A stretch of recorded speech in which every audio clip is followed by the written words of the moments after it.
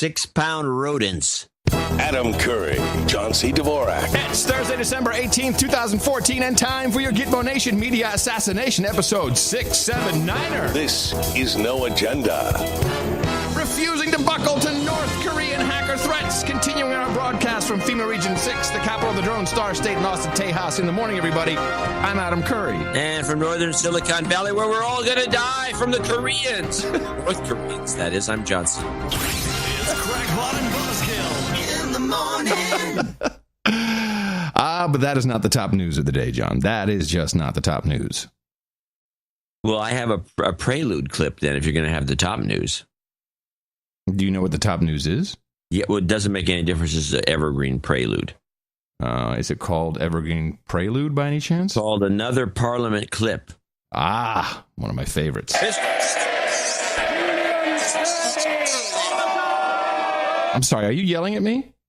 I'm announcing Mr. Adam Curry, and then they're all booing and cheering and jeering. Somehow the mix didn't work. Try it again. It didn't? No, it's because of Skype. You got to like... Try it again. Okay, hit it. Yeah. It doesn't work. It doesn't. It's just not working. No, it's not working. John, woke up this morning. Email box filled. I'm sorry? I woke up this morning. My inbox was filled. Okay. All kinds of concerned citizens. About what were they concerned about? Apparently, I'm divorced again. 2-page spread in the newspaper today. Wow. Yeah. Where did this news come from? I don't know. It's interesting because there's no attribution to any sources who have this information. Well, you know what this always sounds like when something like this happens to me? What it sounds like? What? Somebody recycled an old newspaper. Or they read an old... I don't know if you've ever done this. I think everybody has. But you go on the internet or somebody sends you a link to an article. Yeah. And you read this. Oh, my God. You forget to look at the date stamp. It's from 2011. Right. Well, so this was, what was it, a couple, like 7 weeks ago, that Gossip Mag had the Photoshop photo of me and Mickey on the front.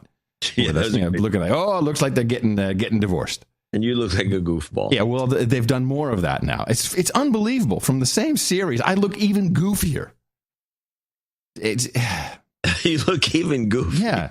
How can that be? Yeah, it's a profile shot. I mean, it's all over the Twitter, so you should see it. I haven't seen it.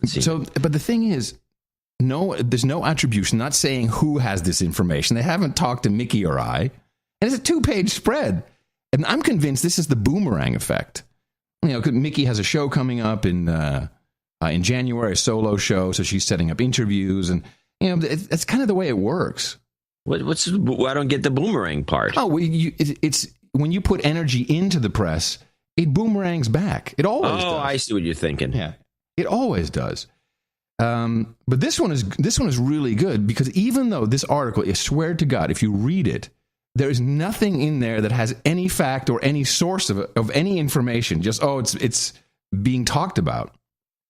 And I have good friends. Can't find anything by searching. I have good friends emailing me. Oh, man, I'm so sorry to hear this. But they can't tell you where this came from? This doesn't make zero sense. Listen, the thing is, everyone believes it. My own sister, she's like, oh no, I can't believe you're getting divorced again. I said, did you read the fucking thing?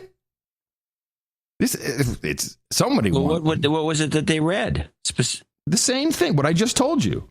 Just what, a bunch of random tweets? The headline in the paper is Adam and Mickey getting divorced. That's the headline. Is that same gossip rag? No, this is the newspaper, the Telegraaf, the big one. Huh. So this is... Jeez, what is wrong with these people? They can't even get a story straight. Did they ever call for attribution or confirmation? No. Well, of course. No, why bother? Of course, now everybody's calling. Hey, we read this thing in the newspaper. I'm not gonna call you back. I'm not gonna feed the machine. That's funny. So that was my big news. And then there was all this other stuff. That's your big news. What? I'm getting divorced? Huh? And by the way, how stupid are they? Don't they know that Mickey cannot, she'd be stupid to divorce me now. We have to have the 2-year interview with Department of Homeland Security, so she has the green card in the pocket. Yeah. It makes no sense. No, it doesn't. After that, yeah, it does. Yeah, I understand living with a podcaster in Austin, Texas is not, What do you? So what does your husband do? He's a podcaster in Austin. In Austin, Texas. Yeah. Well, what is that podcast? What is that even? What is that? Can you make money doing that? What is that? Well, where you have VJs, I don't think so. Where VJs are kind of like the lowest rung of the show business ladder. Actually, above that is curable lepers. And then underneath VJs, where podcaster comes. Podcasters. And then they're curable lepers. It would make sense. Man. Anyway, before we get started, thank you you invented both of these categories of show business. I know, isn't that great? Yeah, you're a double. You've done two. Most people have not done any. So I spent a lot of time in the past few days analyzing, really taking a very, very close look. And you brought it up, and I have to admit, John C. Dvorak, you were right. Okay. I think Fox News does have a couple of transsexuals working for him. Hey, how was the timing? You took me in the wrong direction. You got me. How was my timing? How was that? It was pretty good, right? Yeah, it was excellent. All right. Chag Sameach, everybody. Happy Hanukkah. I think that's what you say, Chag Sameach. I don't know what that even means. I don't know. It was Happy Hanukkah. Because it's a war on Christmas, you see. That's why. Okay, it's a war on Christmas. You didn't know this? It's a war on the public. Well, yeah. I have so many. I just couldn't stop yesterday. It would not stop the crazy that was just happening. What? With this Sony thing. Oh, it's out of control. Listen, I got way too many clips. But my clips are revealing. I have a theory. Can I just follow on the war on Christmas? I'll just come in later. I just want to, because it's a war on Christmas, I just wanted to play a clip from Alan Dershowitz on CNN. Now, Alan Dershowitz, is he a divorce attorney? No, he's just a regular attorney. No, he's a professor of law. Oh, Jew and troublemaker and Jew. Yes, he's a Jew. The world will be full of fear. Remember the 11th of September 2001. We recommend you to keep yourself distant from the places at that time. And if your house is nearby, you better leave. So this is a direct threat of physical violence at moviegoers and people who go to the mall. This is also an attack on Christmas. What? It's the Jew with the wait for his explanation, because Christmas is not the day that the Son of God was born in the manger. No, that's not what Christmas is according to Dershowitz. Let's be very clear about that, because one of the reasons Sony had no choice but to pull is this could affect Christmas shopping. This could affect the way Christmas Day is celebrated. It could affect not only this movie, but any movie playing in the same complex.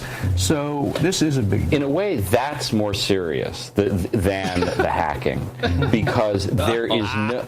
If you can simply send an email and bring a movie to a hall, that's an incredible statement about what. But the thing I think people need to realize is that responding to that has a cost too. Yeah. Backing away has a cost. We've learned that the government is going to name North Korea as the culprit. So you said you're not a terrorism expert, but state-sponsored terrorism, is that? This is clearly state-sponsored terrorism. Clearly. Clearly. The good news out of all this, I'm back in conversation with Uncle Don. Yeah, and he probably has some clue that this is bogus as a North Korean event. Of course he knows it's bogus. The problem is he really, I've had to educate him over the past 18 hours on how bogus this is. And because when people are reading news about hacking and cyber, they don't know. The reports are, when something goes wrong, it's a glitch. I mean, there's no actual reporting. This is a glitch. You sent a link that I did put in the show notes, which there's a couple of excellent analyses about why this is absolutely not a shoo-in for North Korea. This is what I sent Don. I sent him a number of things, and also I gave him some advice, which I'd like to share my advice with you, to the former CIA, former ambassador to South Korea. Ironically. Very ironically. This is Carolyn Balin. She is from Chatham House in the UK. She is an expert of sorts in the cyberness. I like what she has to say, especially a little point that I'm going to expand on regarding Sony. On the one hand, you could make the argument that they used the same attack code that was used in 2013 that North Korea is blamed for, and this was an attack on South Korea. Can you on stop? the other hand, actually... Yeah, I'm sorry. What's up? You sure this isn't the girl who takes the flute and pushes it up? That's what it sounds like. No, it's not Bandcamp Girl. Bandcamp Girl. No, this is not Bandcamp Girl. In this one time at band camp, I stuck a flute in my pussy. The attack code is just... You're right. She may be that girl. That's disturbing. Okay. Attack code is just bought and sold quite regularly. There's a whole underground cyber criminal trade where you can buy and sell attack codes. So I'm not sure, that was initially why we accused North Korea, but I'm not sure that that is actually such a valid argument. You can basically buy vulnerabilities, you can buy even automated attack toolkits, so all of this information can be purchased online in this underground black market, so you can't really attribute it to North Korea. There's a lot of espionage just carried out for corporate purposes. Exactly. So, I mean, there's always hacktivists, for example. There are people who just engage in cyber attacks for fun because it's there and because we have so much information online that's not well protected. And so as a result, you have people that are just engaging in this. And then it's also very lucrative if you can steal secrets about a company. And you're also seeing some extortion as well. So you could steal information about a company, and then you could extort that company and say, if you don't pay us this amount of money, then we will release this information. And we've seen that this was extremely damaging and extremely embarrassing for Sony. You also just simply have hacktivists who engage in cyber attacks, for fun or maybe to prove even a sort of political purpose. So you could imagine a situation where there was a disgruntled employee, for example, at Sony, or a group of disgruntled employees who were therefore interested in getting back at the company. Now, I watched your Twitch show with the film girl. By the way, if we could just teach her how to shut up once in a while, it wouldn't have been a bad show. She likes to talk. Oh, no, but she's one of these people who just won't stop. It's like, I got the microphone, I'm going to keep talking. I'm not going to diarrhea of the mouth, girl. Shut up once in a while. And I was waiting for someone to say it. Leo came kind of close. There have been 7,000 layoffs at Sony this year, including the entire digital division. No one is looking at this very obvious point or fact that it doesn't fit the narrative. But you kidding me? The entire digital division. This is like a whole room full of dudes named Ben.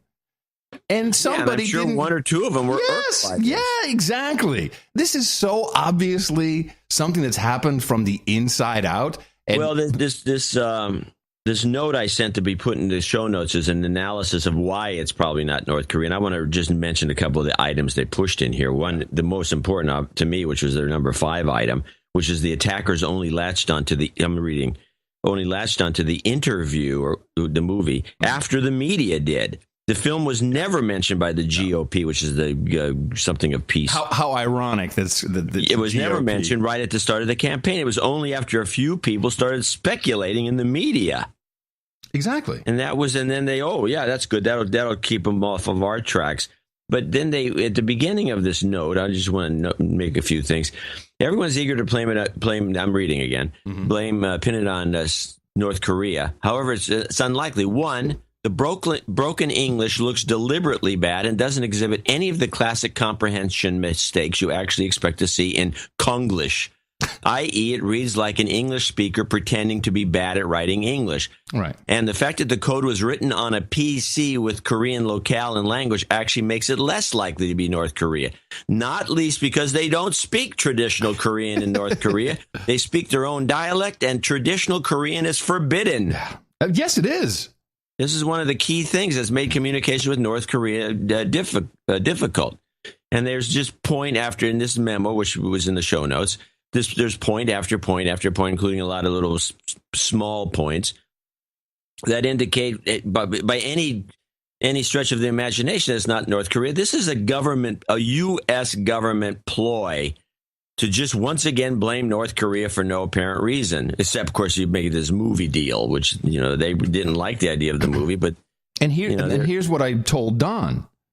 I said, Don, this is new. This is a shift because the American public really doesn't care. You can look at the polls. You can look at survey after survey. They had a nuclear, whatever, human rights, but who cares? But when you go after Seth Rogen and James Franco and our entertainment business, everybody loses their collective shit. I said, Don, this needs to be countered. It is here's my advice to him. This is a big opportunity. Now that we have, and I see that you have a couple of clips from Aaron Burnett, so we'll have to see. But I mean, Dan Rather was on, Carney was on, Kevin Mitnick was on. I mean, everyone's coming out to condemn North Korea. So this is now, and of course, now people are paying attention. Hey, man, they're ruining Christmas, man. We can't go to the movies on Christmas, man. And it's attack on free speech, an attack on the First Amendment. Everyone's going completely nuts. I said, Don, it's very simple. This is what, if you can, through your channels, make the following happen, it would be the biggest coup in political tradecraft history. Kim Jong-un has to come out and say, hey, why don't we premiere this movie here in Pyongyang? This could be funny. And he should smoke a blunt with Seth Rogen. See, if we can get that to happen... Well, there you go. Right off the rails. I didn't mention the blunt thing.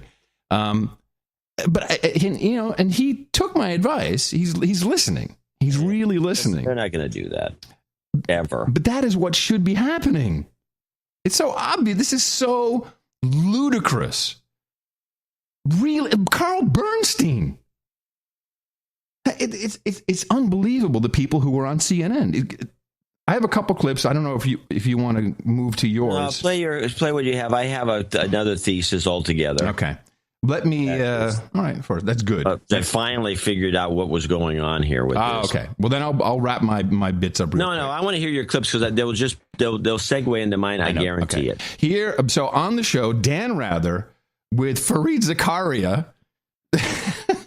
And Dan Rather's actually kind of good. He's like, hey, man, we don't actually have any proof yet, but these guys are so serious about this. I'm sorry. No, go ahead. I was going to say, and by the way, the way it's stated that the FBI is now 99% certain, and they're going to come out with an announcement. The FBI, no less. Yeah. Yeah, the FBI. Yeah. But apparently, last night they were talking about the White House Counterterrorism Council, who were saying, although I've looked at their website, I haven't seen any actual announcement.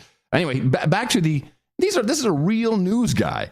Two of them, and a real, and Fareed Zakaria, a real douchebag.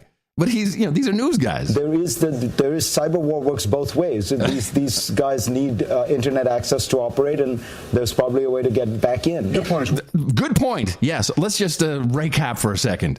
Fareed Zakaria, clearly an expert in TCP/IP and border gateway protocol, thinks there's probably a way to reverse this and get back in. Idiot. What's he talking about? He doesn't know what he's talking about. They're just loving this. Access to operate, and there's probably a way to get back in. The point is we need to respond. If it now appears, we certainly need to respond, but we've learned not to rush. You don't have to immediately do something. Think it through.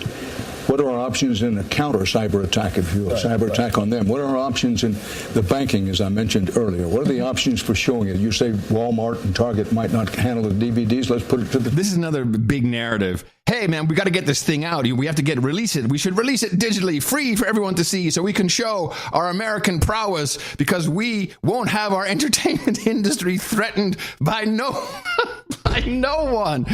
Please... Take American servicemen and women and your families. Take all of your flags down and scrub your social networks because ISIS might come to chop your head off. But man, when it comes to threatening our entertainment industry, we will stop at nothing. Test. They might not, but they might.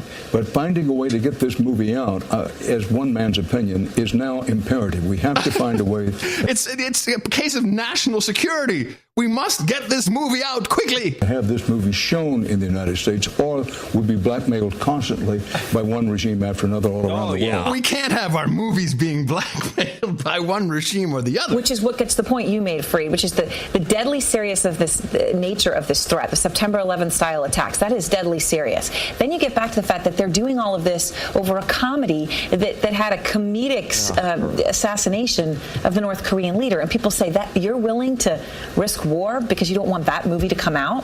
It doesn't matter whether the movie is silly or good or bad or tasteless. The point is freedom of expression. It's yes. And you cannot be intimidated. And as you very rightly pointed out, what is the message ISIS is going to take from this? What is the message? ISIS? Who knows what ISIS will do next? Man, we might have to shut down Homeland. Oh, my God. Claim to be outraged by it, almost everything, a cartoon or this or that. Are they going to view this and say, well, this is very easy. We just threaten these guys and they'll cave? And the message cannot be appeasement. That's why I say calculated response based on hard evidence. We have time to make a response, but respond we have to. The United States cannot oppose. Thank you. It's fantastic. Outrageous. And let me ask you a question. Well, I'll bring it up later. But this is an outrageous situation, how the media has just gone in nuts. But everyone is buying it. That's why it's so great. We have Dan Rather. It's Dan fucking Rather. This is because they've got, I don't know if he's pretty old. I don't think he's having a lot of sex.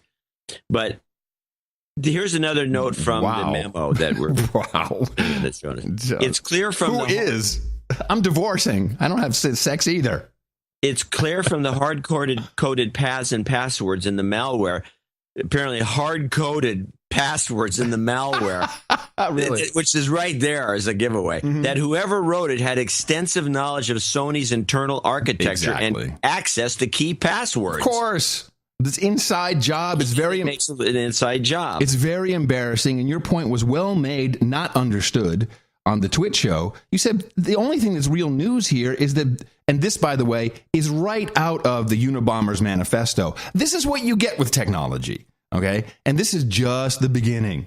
And there's a lot of this going on that is not talked about, but now it's entertainment, and we know the stars, and now it's not, whoa, wait a minute. So this is great. In fact, so great that we had people coming out promoting their businesses. Super hacker Kevin Mitnick, live via satellite, everybody. So, Kevin, help us understand the sophistication of this attack. If hackers can cause this level of havoc, what else can they do? Could they take out a power grid or damage our banking system?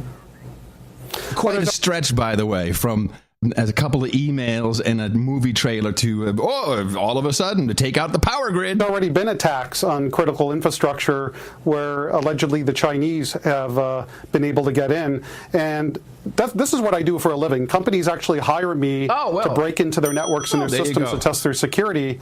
And amazingly, our success rate's about 100%. I mean, it's not hard to break into a major company these days, especially one with Sony, because their attack surface is so huge because they have so many systems to attack out on the internet.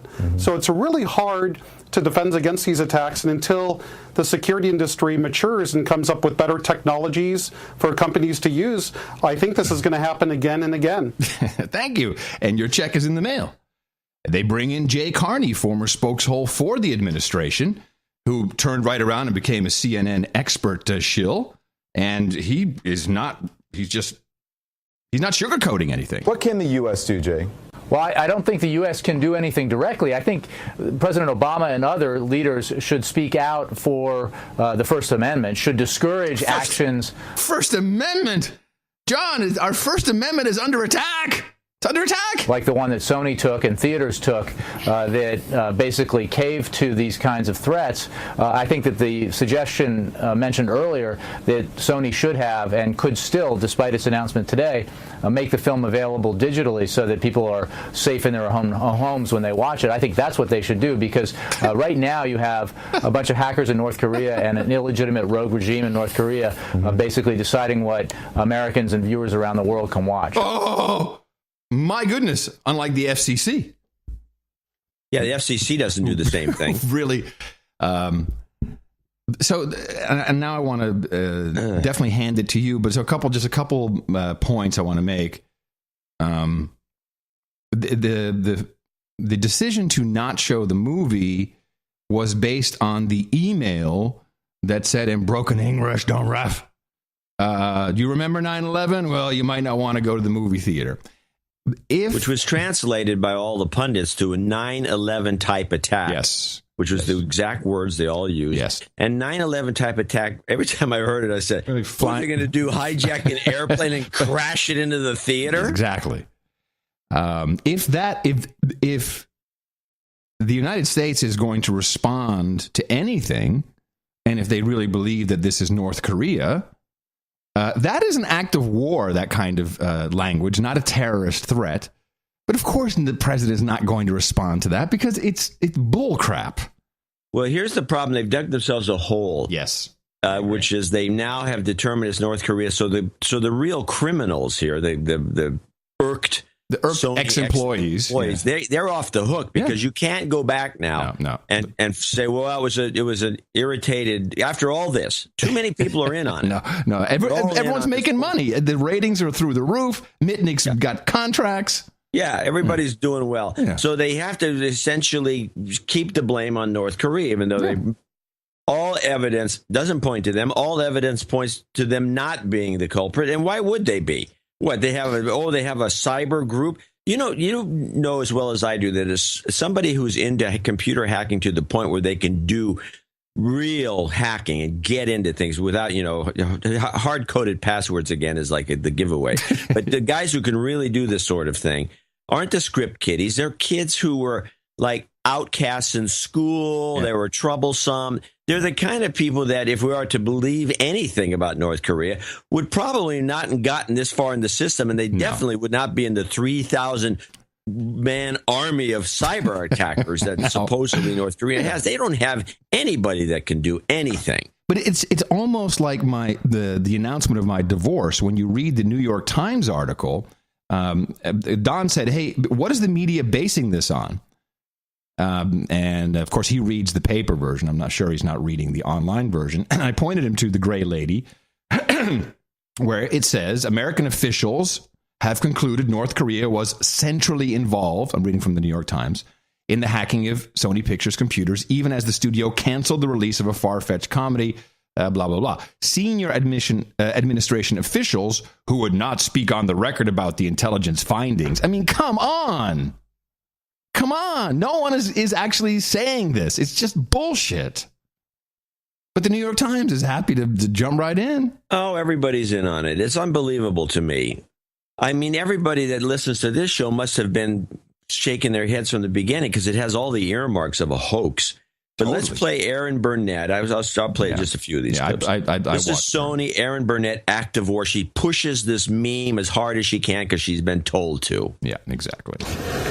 This is a story of incredible significance. This is, as many have said, this is an act of war. I picked a bad day to quit heroin once again. I got to get back on the horse. Against an American company now. They have said that this is perpetrated by a foreign government, by the government of North Korea. All right, so Mark, let me ask you the question then directly. When you hear this, the threats that were made, and there was a threat, right? There was a written threat, not just on Sony Pictures, but to the American public of warning of 9/11 style attacks if people went to see this movie on Christmas Day when it debuted. Is this an act of war?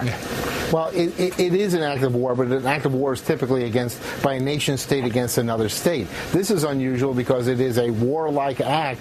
If it was done actually by North Korea, which all indications are that it was, it's an act of war against a corporation. Now, Sony had to respond, and they have to protect life, health, safety, and property first. But after that, really they did ultimately end up having to cave in to these demands. Is Sony running our Department of Homeland Security now that they have to protect life? There's a couple of things that come to mind immediately, which is, if that's an act of war, which I don't see, why don't they call the attack on the Target database of all those credit cards an act of war? Why wasn't that an act of war? Why was it the attack of Home Depot why wasn't that an act of war? And that never came up in the conversation. And if you want to turn it around, why wasn't Stuxnet? Thank you. An act of war, and it was designed to target the government. I mean, it was not like some company in it was Iran. and it is an admitted act of war. Yeah, it's an actual attack on someone's critical infrastructure. Yeah, and this is just an attack on the email system, essentially. But when you think about it, the entertainment business truly is our critical infrastructure. That's what we run on. Everything is fueled by it. Everything. I was so blown. I mean, it's Carl Bernstein. Now he's from Bernstein, Woodward and Bernstein. These are the guys who broke the Watergate story, right? Yes. He's getting on the air now. I want to read to you what with Don Lemon, which that just blows my mind right there. Gingrich tweeted about Sony's decision. He said, "No one should kid themselves. With the Sony collapse, America has." Wait, did he say English? He didn't say that, did he? I want to read to you what Newt Gingrich. Oh, Newt Gingrich. I'm sorry, Newt Gingrich. Yeah, Newt Gingrich in the House. I have this clip. Yeah, the Newt Gingrich quote is a classic. But Gingrich has to stay in the media somehow. About Sony's decision, he said, "No one should kid themselves. With the Sony collapse, America has lost its first cyber war.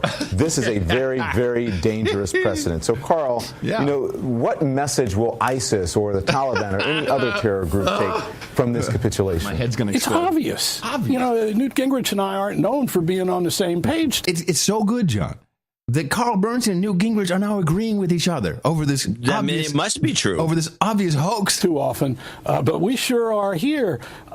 This is terrible. It also means that almost any lone wolf terrorist can find some ways to scare the hell out of big businesses. And we now have capitulated to a force. We don't negotiate with kidnappers. This is a similar kind of question. What are we doing here by saying, let's let these guys just come in and have their way? I would hope that the White House, with the entertainment industry, figures out a way to somehow insist that this movie get out there. It's incredible, baffling, dumbfounding, astounding. So I have a clip of and this is, I believe, on one of these, I think it's a CNN show, but it may have been Aaron. They bring on Buck Sexton. Now, Buck Sexton is an ex-CIA guy who is one of the primary players on The Blaze. He's the handler for Glenn Beck. Okay. And he comes on, and I got three clips, one after the other, because he comes on to straighten out the memes. He's a fast talker. Okay. Right. So you get a lot out of him. And a lot of this stuff slips by. He has a lot of stuff he slips in. Mm-hmm. He had to do a couple of things. One is he had to correct the notion that Sony's a Japanese company. Oh. Whoops. Yeah, we had to fix Even though that's kind of like, how's it an act of war? There's a logical problem here. Yeah. Act of war. Oh, we've got to retaliate. Oh, wait a minute. Sony is a Japanese company. Ixnay on the Japanese J. Shouldn't the Japanese be bent out of shape at least? Taken care of. Yeah, but they're not. They're not. No. So he drops in the meme and he uses it repeatedly. The meme on American soil. Oh, wow. Yes, I thought that was very slick. Is that in this first clip here? It's actually in a couple of the clips, but let's play Buck Sexton, trying to straighten us out So all the memes are lining up properly. Is this Buck Sexton 1 then? Because you're confusing me. Okay. And a short time ago, former Republican presidential candidate Newt Gingrich tweeted his opinion. No, this is Fox, man. That's not CNN. Yeah, this is Fox. Okay, well, this makes sense then. I would be surprised if Sexton came on CNN. On the whole thing. Quote, no one should kid themselves with the Sony collapse. America has lost its first cyber war. This is a very, very dangerous seminal moment. Precedent, he says. Buck Sexton is host of the Buck Sexton Show on Blaze Radio, a former CIA officer and former NYPD Intelligence Division specialist.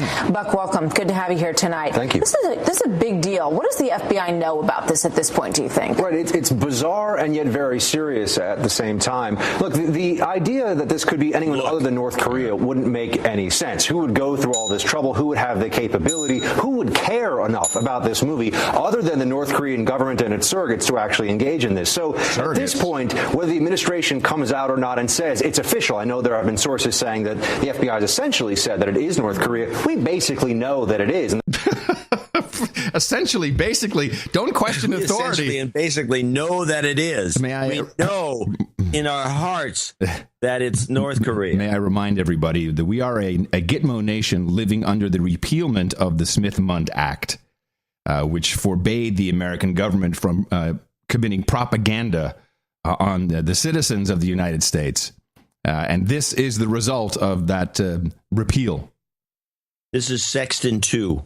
The question becomes then, what should the response be? Because this is a very serious issue. If North Korea is allowed to do this, if they're allowed to essentially target private corporations on U.S. soil, maybe even private citizens, it has a very real chilling effect on our speech, on top of being a form of cyber terrorism. So this is something that requires a robust and dedicated response from the White House. I'm not sure we're going to get it, though. I think right now they're waiting to see what happens. So far, we haven't heard boo from the White House. I mean, you might expect, when you think about after 9/11 and the concerns that there would be further threats, the message was always go on, live your life, do what you're going to do, go to the movies, go shopping.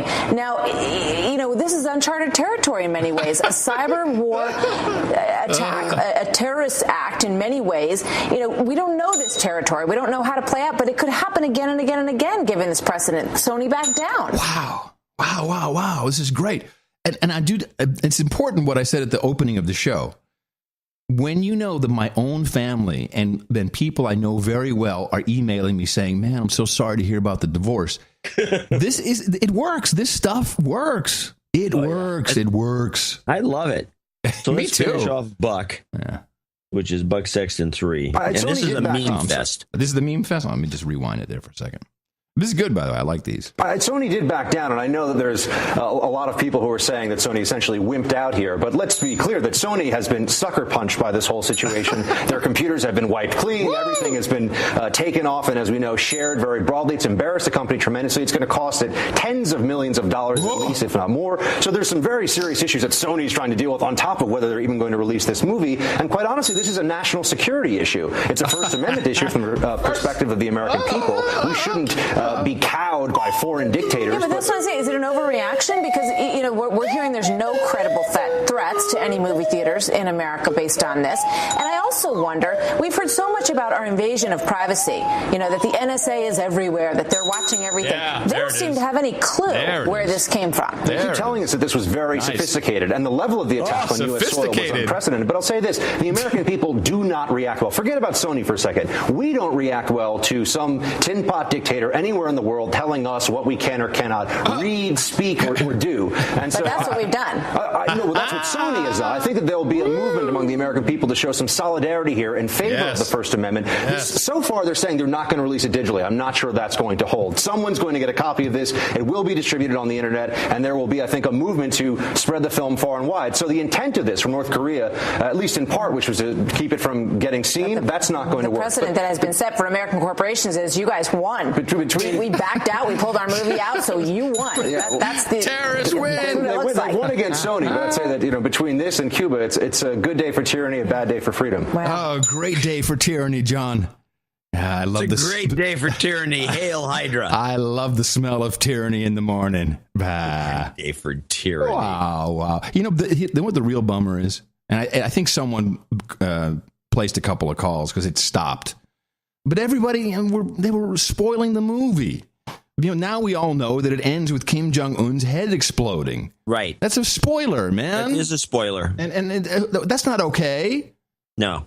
And they're not saying it anymore. And by the way, talking about acts of war, what would happen if France or Germany or anyone did a movie about killing Obama? Now, we've had movies that were done out of Hollywood where the president's under threat, and then they have to... Hold on a second. But it's never about a specific. It's never about the specific president in office. Correct, but this is I think this is the movie itself. Even though our government supposedly green-lighted it, our government green-lit it. They have to call the White House and say, "Hey, man, can you green-light this?" Really?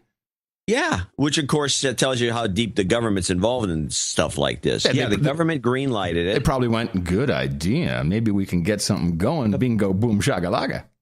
And it was about a specific individual who's a real person.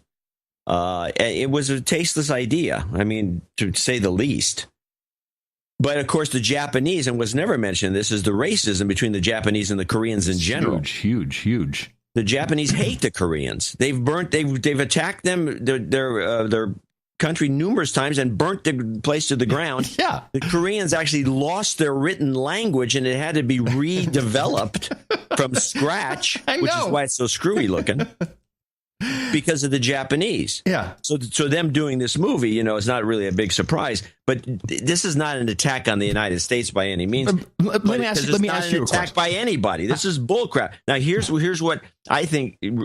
Here's what I think would happen, or is what's happening. Can I ask you one question before you get into the final analysis? Yeah. Is running the entire nuclear armament of South Korea, which we're doing, about to hand it over to South Korea to sell them billions of dollars worth of rockets pointed at Pyongyang. Is that anywhere near on the level of a movie about Kim Jong-un's head being blown up? I don't see any comparison whatsoever. Okay, just want to make sure I'm not crazy. Now let's go with. I'll just do these last two clips. So here's the first one that kind of like, okay, I see where Korea stands in all this. Here's a Fox. Fox is all in on this, of course.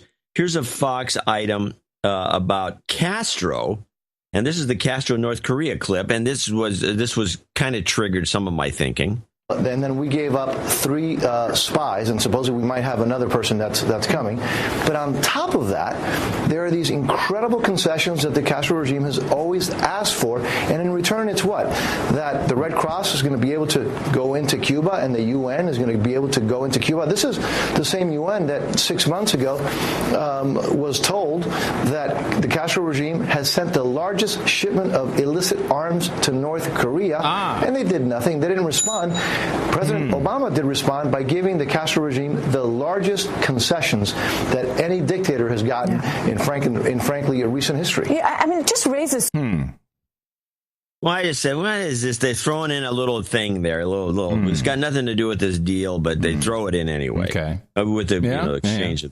Okay, so then I got Fox hints at the truth about the Sony attack, and this is what triggered my conclusion. Become enablers, really, of those behind this vicious attack. But I find it curious because there's so many people who are outraged in this country by the involvement of government in private companies, in the business of private companies, in regulation, all of that. And yet, I mean, maybe we're going to hear more tomorrow when they make this FBI announcement that supposedly will definitely link it to North Korea. But we haven't heard from the government, look, go about your lives. Don't let this cow you. And also I heard that 2 government officials were consulted on this movie and said, we don't have a problem with the fact that Kim Jong-un's head blows up at the end of the movie. We're okay with it. Now they don't have too much to say about the whole thing. Look, this was a stupid and reckless idea by Sony. How it gets marketed as a comedy, I have no idea. But it still is a blow against free speech, as dumb as the movie might be. And there, as you mentioned earlier, there is now nothing to stop other attackers from targeting any movie or magazine or newspaper article that displeases them. And many, many American companies are vulnerable. Yeah, and they will. You can bet on it after this. Howard, thank you very much. Oh, okay. I think I know where you're going. Many American companies are vulnerable. I think I know where you're going. Key words. Yes, I agree. I think that's okay. So what we have is they took this situation and the NSA was mentioned earlier, which helps me come to the conclusion that this is an opportunity to get the American corporations on board with this information sharing that we've been insisting on. And the company said, last time you guys were involved, you screwed us. It burned us. We can't do business overseas and all this sort of thing because of the Snowden stuff. So they're trying to make it, let's scare these companies to death, which is what we can do the best, about what this could happen to you. And this is a foreign government, and if you don't have us in bed with you, if we don't have the U.S., then we can't protect you. We can't protect you. To protect you, you're going to be screwed like Sony got screwed by North Korea, those evildoers. You don't want that, do you? So this is just a complete ploy from the beginning to the end for our intelligence services to get into the corporate, pants. Well, the bill is about to be signed by the president. It went through. All he has to do is sign it, and I guess now that's all he has to do in this gambit. This is a gambit. This is the definition of a gambit, I think. Yes, which also means that they can't reveal when they catch the real guys who did this. If they do, they can never say that, because now it makes the whole thing look like this whole thing is a giant scam, which it is. Fall apart. Yeah. I love this. Because if we had been talking a couple of years ago, and I would have said, hey, man, you know what I think is going to happen because I'm from the future, and I told you this, you would have laughed in my face. You would have said, no way. Even I couldn't have come up with this scenario. This is great. Do you think that there's one or two people who really thought about this, or is this crisis teams who come in? This is that crisis thing. Don't let a good crisis go to waste. Right, but who do you think is really driving this? At first, is this Comey? Comey could be Comey from maybe. FBI. It's definitely NSA. NSA, there's some involvement, but I think it started on its own. I don't think anyone planned this elaborate scheme. I agree. First, it started on its own, and the media picked it up because it's a slow news, time of year. Well, it's fun. The North Koreans are attacking because somebody put two and two together. Somebody like us that doesn't, but only at one level. They didn't go any deeper. Somebody in the media put two and two together. So, there's this movie. And Kim Jong-un, I think, did express some dissatisfaction. Yes, on December 9th, the state television said that they deserve that, putting about the Sony hack. And they certainly deserve being hacked because it's a horrible movie they're putting out. That was state TV, which I think was unfortunate. So the first thing they hacked, and nobody mentioned the movie. Then somebody mentions the movie, and then somebody puts two and two together, and all of a sudden it's the movie. Then thus this is a post hoc argument, one of those back ass arguments. It's bullshit. You put two and two together, and thus it has to be North Korea. And then pretty soon it goes from it must be North Korea to it is North Korea, and everybody knows it. Like Buck Sexton says, we all know it. We all know it's North Korea. And it goes, and then at some point, it's between the putting together and the thing maintaining itself as a news story. Somebody came up with the bright idea to say, yes, it is North Korea, and everybody's under attack, and all corporations are vulnerable. Get in bed with the NSA. We've been begging you to do this forever. You don't like us, but we want you in bed, and this is going to happen to you. Everybody buys it. They'll all sign up. It's fantastic. It's really smartly done. Yeah, but it wasn't a planned. It just one of those crisis management things. You got the crisis. How can we make out on this crisis? And here's the only thing I will say. First of all, and I know dudes named Ben and dudettes named Ben who have worked on drone programs who left and were then asked by their superiors, "Oh, hey man, could you change the root password to this?" To this. I'm not kidding you. This is true. Or at least it was. I believe it to be true. This is the story that was related. Sounds like something that would happen. The level of knowledge of how technology works in any business is so low, is so trusted just so trusted, really, that what the big news for me is it's a free for all. It's a big free for all. And only the people, it's very simple, very, very few things you have to do. Hey, there's lots of stuff I email. If someone breaks into my email, it could be potentially embarrassing. I'm sure there's something in there. This is what all you have to do is just use encryption. It's very simple. And it's not being made simple for you to do it. But once you figure it out, that's really the main thing people have to do. That's it. That's all that has to take place. The powers that be do not want you using encryption. Of course not. You notice that if you, in all this reporting, no one mentions it. No one even used the word encryption. I never heard it. Even Kevin Mitnick is saying, "Whoa, we have to wait for more sophisticated tools to be developed." Shut up, you dick. That guy's a dick. He's all in. Well, of course, this is his livelihood. I'd be all in too if I was on the wrong side of history. Yeah, this is a scam of the highest order. Of all the things in that memo that will be in the show notes, of all the things, there's a long list of reasons why it's not North Korea. The hard-coded paths and passwords in the malware. Yeah. Hard-coded paths. In other words, they knew the structure of the whole system, network. The whole course. Hard-coded passwords.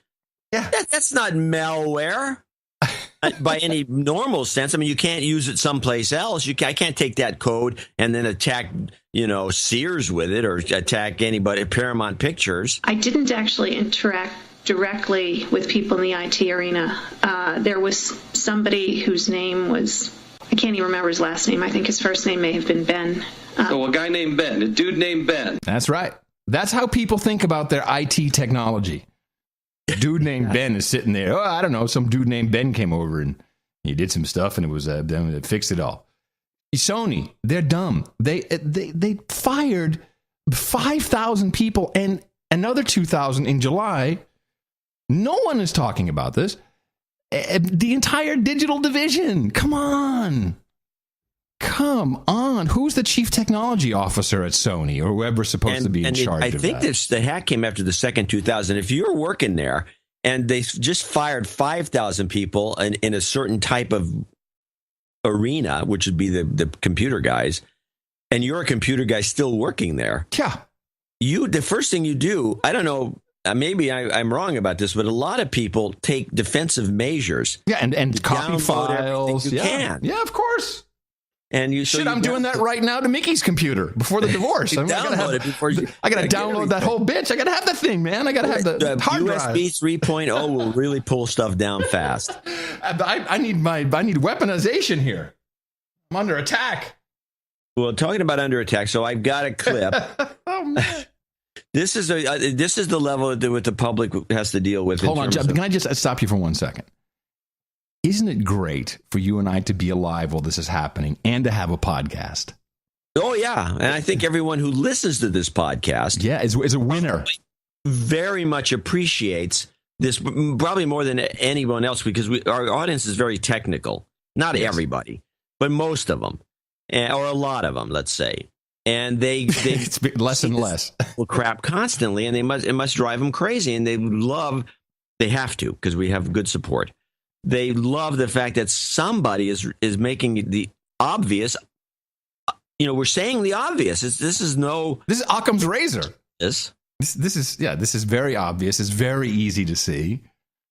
I'm just flabbergasted at the level of people. For Don Lemon to sit around and one day he's talking about, why didn't you bite Bill Cosby's dick when he was putting it in your mouth? Thanks, Don Lemon, for way to vilify the victim. And then the next day he's talking to Dan Rather and Carl Bernstein and whew, it's great. All right, what do you have? You got more? Well, actually, let me skip it, and we can maybe you want to take a little break and play it afterwards. Well, maybe then, since we are truly courageous in our reporting on this duo. Yeah, we are the courageous duo. I'd like to thank you for your courage and say, in the morning to you, John C., where the C stands for courage, Dvorak. Well, then I can't seem to find my sound effect the tube. In the morning to you, Adam Curry. Also in the morning to all ships and sea boots on the ground, subs in the water, if there are indeed any subs in the water anymore, feet in the air, and all the dames and knights out there. In the morning to everybody in the chat room, noagendastream.com. Good to see you all there, depleting your $9.2 million value slowly over time. In the morning to our artists, Nick the Rat, thank you very much for your work on the album art for episode 678. What art did you use in the newsletter, John? It was some, I wrote it down somewhere. We should be crediting these people. I know I should. I feel bad about this, but it was a very old piece of art that I found in the Evergreen box. Okay, and seemed to fit the bill. Next time you do that, just put it down below in the newsletter. Art, copyright. Like I should do that. Yes, a little credit. It's nice. Yeah, I feel bad now. You should. Thanks for making me feel bad in the middle of the show. Anytime. But we do have some people to thank, and I feel better after I thank them, including Sir Oscar Nadal, who came in with $936.72 with the commentary, "Karma works, more details to come, and a bigger donation." Uh-oh. Hold on a second. So that's kind of interesting. I wonder what happened. Maybe he won the lottery. And what an interesting number. Is there a clue? No, this is all he says. Is there a clue in the number? No. Let me just see if I have any emails from him. No. Yeah, I didn't see Strange. anything. No, I don't know. Well, I'm not going to look the proverbial gift horse in a mouth. Of course not. I'm very happy. Thank you very much, Sir Oscar Nadal. All right. Let me give him some more karma since, they didn't give ask some for it. karma. Yeah. Really top it off. Got karma. Right on. Roger Boots in Mechanicsville, Iowa, sent us $500. I can find nothing from him. Was that PayPal? Yes, it was. It was a PayPal donation, and it came in, and it came in through the regular channel of PayPal. So he had an opportunity to send in a note, and he could have emailed us, but we got nothing. So thank you, Roger. Yeah, I'm looking. I don't see anything. Sir HMFIC in Vermont, the head mofo in charge. 33333. Black Knight of the U.S. Army. Yes, Black Knight of the U.S. Army. All right, what does he say? He's a little note here. Seeing as how my last attempt at doing a drunk donation went about as well as Helen Keller playing musical chairs. Wow. And now we know that he's up there in age with this reference.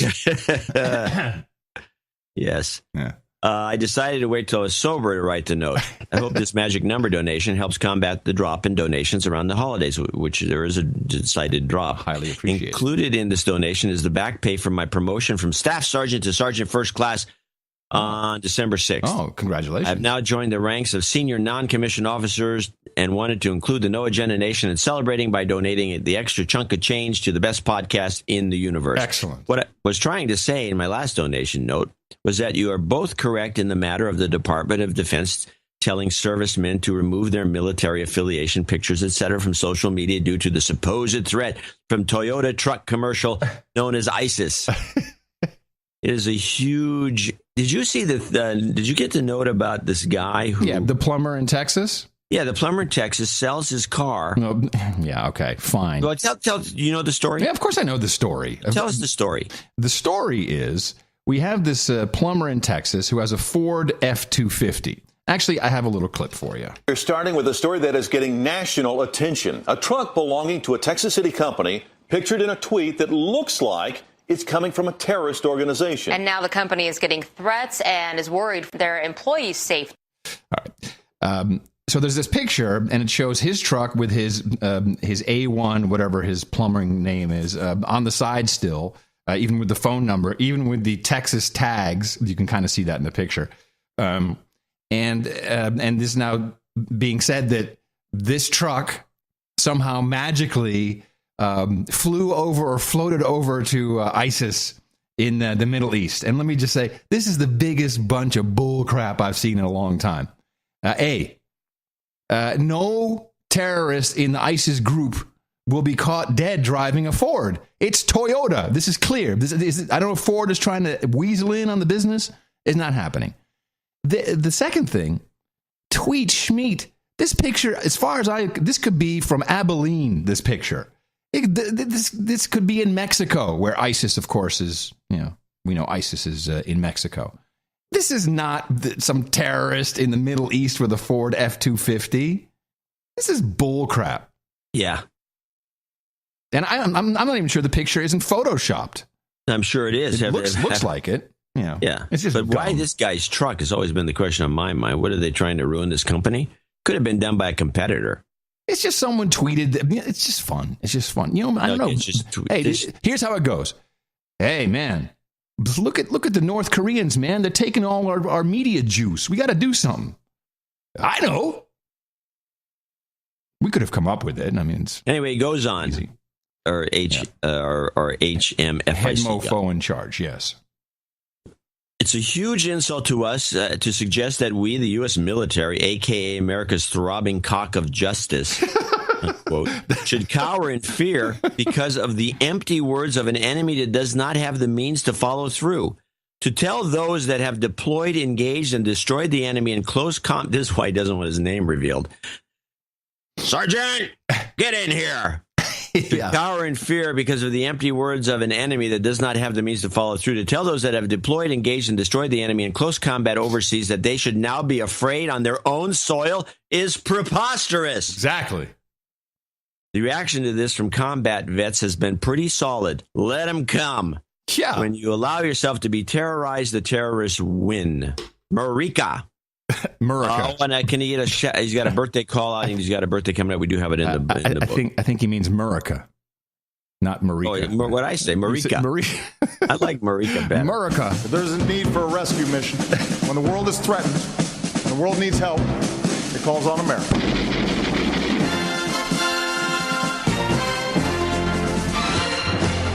And that's the story. Marika. Stephen McGaha, another, he's at an APO somewhere in the Middle East, I guess. Middle East, it looks like. Right. He sends a letter in. Oh, nice. And he also donated $333.33, so our military's in on $333.33 this time. Thank you for what you do and your courage. I attempted to make a contribution of $333.33, Mark of the Beast. I did it through the PayPal link, but not sure it went through. If it did, yes, it did. All I want is some Obama A-Team, which you just played. I didn't know that. Wow. Yes. That's good. A little kid, boom shakalaka, and some karma. Okay, well, we just played that. He is Sir De Steele on Brussels, the subject of Baron von Pelsmacher. Ah, very nice. Very nice. All right, here Boom comes. shakalaka. Boom shakalaka. You've got karma. All right, little kid. Nick's kid. It's Nick's kid. Nick's kid. It's Nick's kid? Nick's kid. It's Nick's kid. Huh. Corwin Underwood, 2, 3, 4, 5, 6 in Hamilton, Ohio. ITM, gentlemen, because the session timed out typing my first note, I've gone from slightly buzzed to total drunk donation. Whoopee. Please give a, oops, I got to expand this. I don't know why it doesn't do page wrap. Anyway. To recap the original note, please give a home buying karma shout out to my brother, Sir Metal Mike. Searching for a new home can be a bitch. Mm-hmm. Sorry, donations have been low during the holiday season. I made an effort to donate for November, and here's my donation for December. Something more about a six-sided stop sign that doesn't exist reminded me to donate again. Right. I think we programmed people, if they saw the six-sided stop sign, it was time to donate, which is why this failed, because, of course, stop signs have 8 sides. Yes. So we programmed incorrectly. It's a lost cause on our part. Amateurish. We're no North Koreans. Yeah, he needs a 2 to the head, boom shakalaka, and a Reverend Sharpton resist we much. Oh, all righty. Bingo, boom, boom, shakalaka, boom, boom, boom, boom, shakalaka, boom, boom. But resist we much. We must and we will much about that. Be You've committed. got karma. Hey, thank you, Rev. Thanks, Rev. Carl of London, the UK, 23456, requesting a de-douching and karma. That is all. Finally stepping up. His longtime boner won't be the last. All righty. You betcha. Thank you very much for your courage. You've been de-douched. You've got karma. Righto. James Ogilvie in Simsbury, Connecticut, $210.12. He'll be our last associate executive producer here for show 679. ITM boys meant to send this in last week so I could be a producer for my birthday show at 12:14, but I was too busy spinning. Can I get a de-dutching? Hot Pockets, Durkiki, or Dr. Kiki. Does he think? And it find means a college I can afford karma for my daughter, Rowan. Please keep up the great work, Jimmo. Do you think Nobo. does he want a new Dr. Kiki? It was worth it, or does he want a science Dr. Kiki? He just said Dr. Kiki. I'll do the new Dr. Kiki then. You've been de-douched. Hot Pocket. It was worth it. It was worth it. You've got karma. All right. Rocking and rolling. And that concludes the $6.79 donation segment for producers and executive producers. I want to thank them all, reminding people we do have a show coming up on Sunday, just a few days away, at Dvorak.org/NA to help us out on that day. I also have a note here from Sir David Foley, got cut off of his donation for Sir London, who presented episode 678, if you saw the credits. He said, anyone who buys my new Christmas album, oh, yes. Grand Duke David Foley has a Christmas album out. Did you know? What? Yes. Yes. On iTunes. And if you email him the receipt between now and the end of 2014, he will donate the proceeds to the No Agenda Show with a New Year's donation. And you can find all the information at deckthehousemusic.com, of which I have a sample, John. Apparently, the Grand Duke is a DJ. House DJ, that is.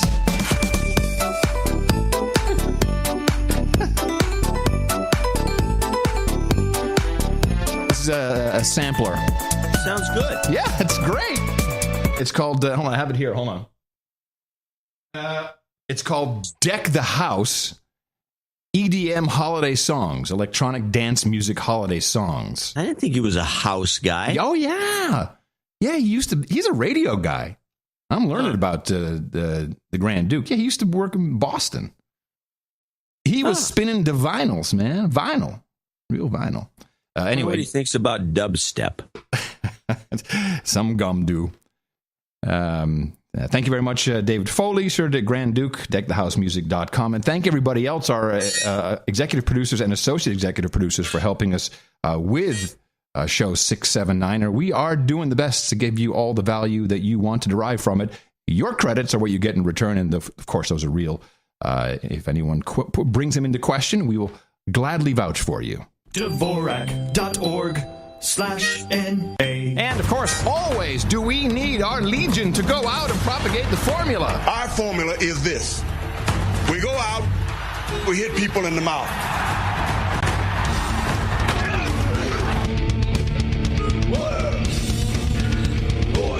Hey, citizen. Shut up, slave. Shut up, slave. There we go. It's a good time to be alive. A good time to be alive, I say. Well, so I have this clip I saved, which this is from NCIS. I've been getting enough of these crazy clips in, and this is just this is the power grid attack clip from the last show. It was just on the other night. That's actually NCIS LA. From Seabug. At the time of the break-in, only one file was downloaded onto a thumb drive.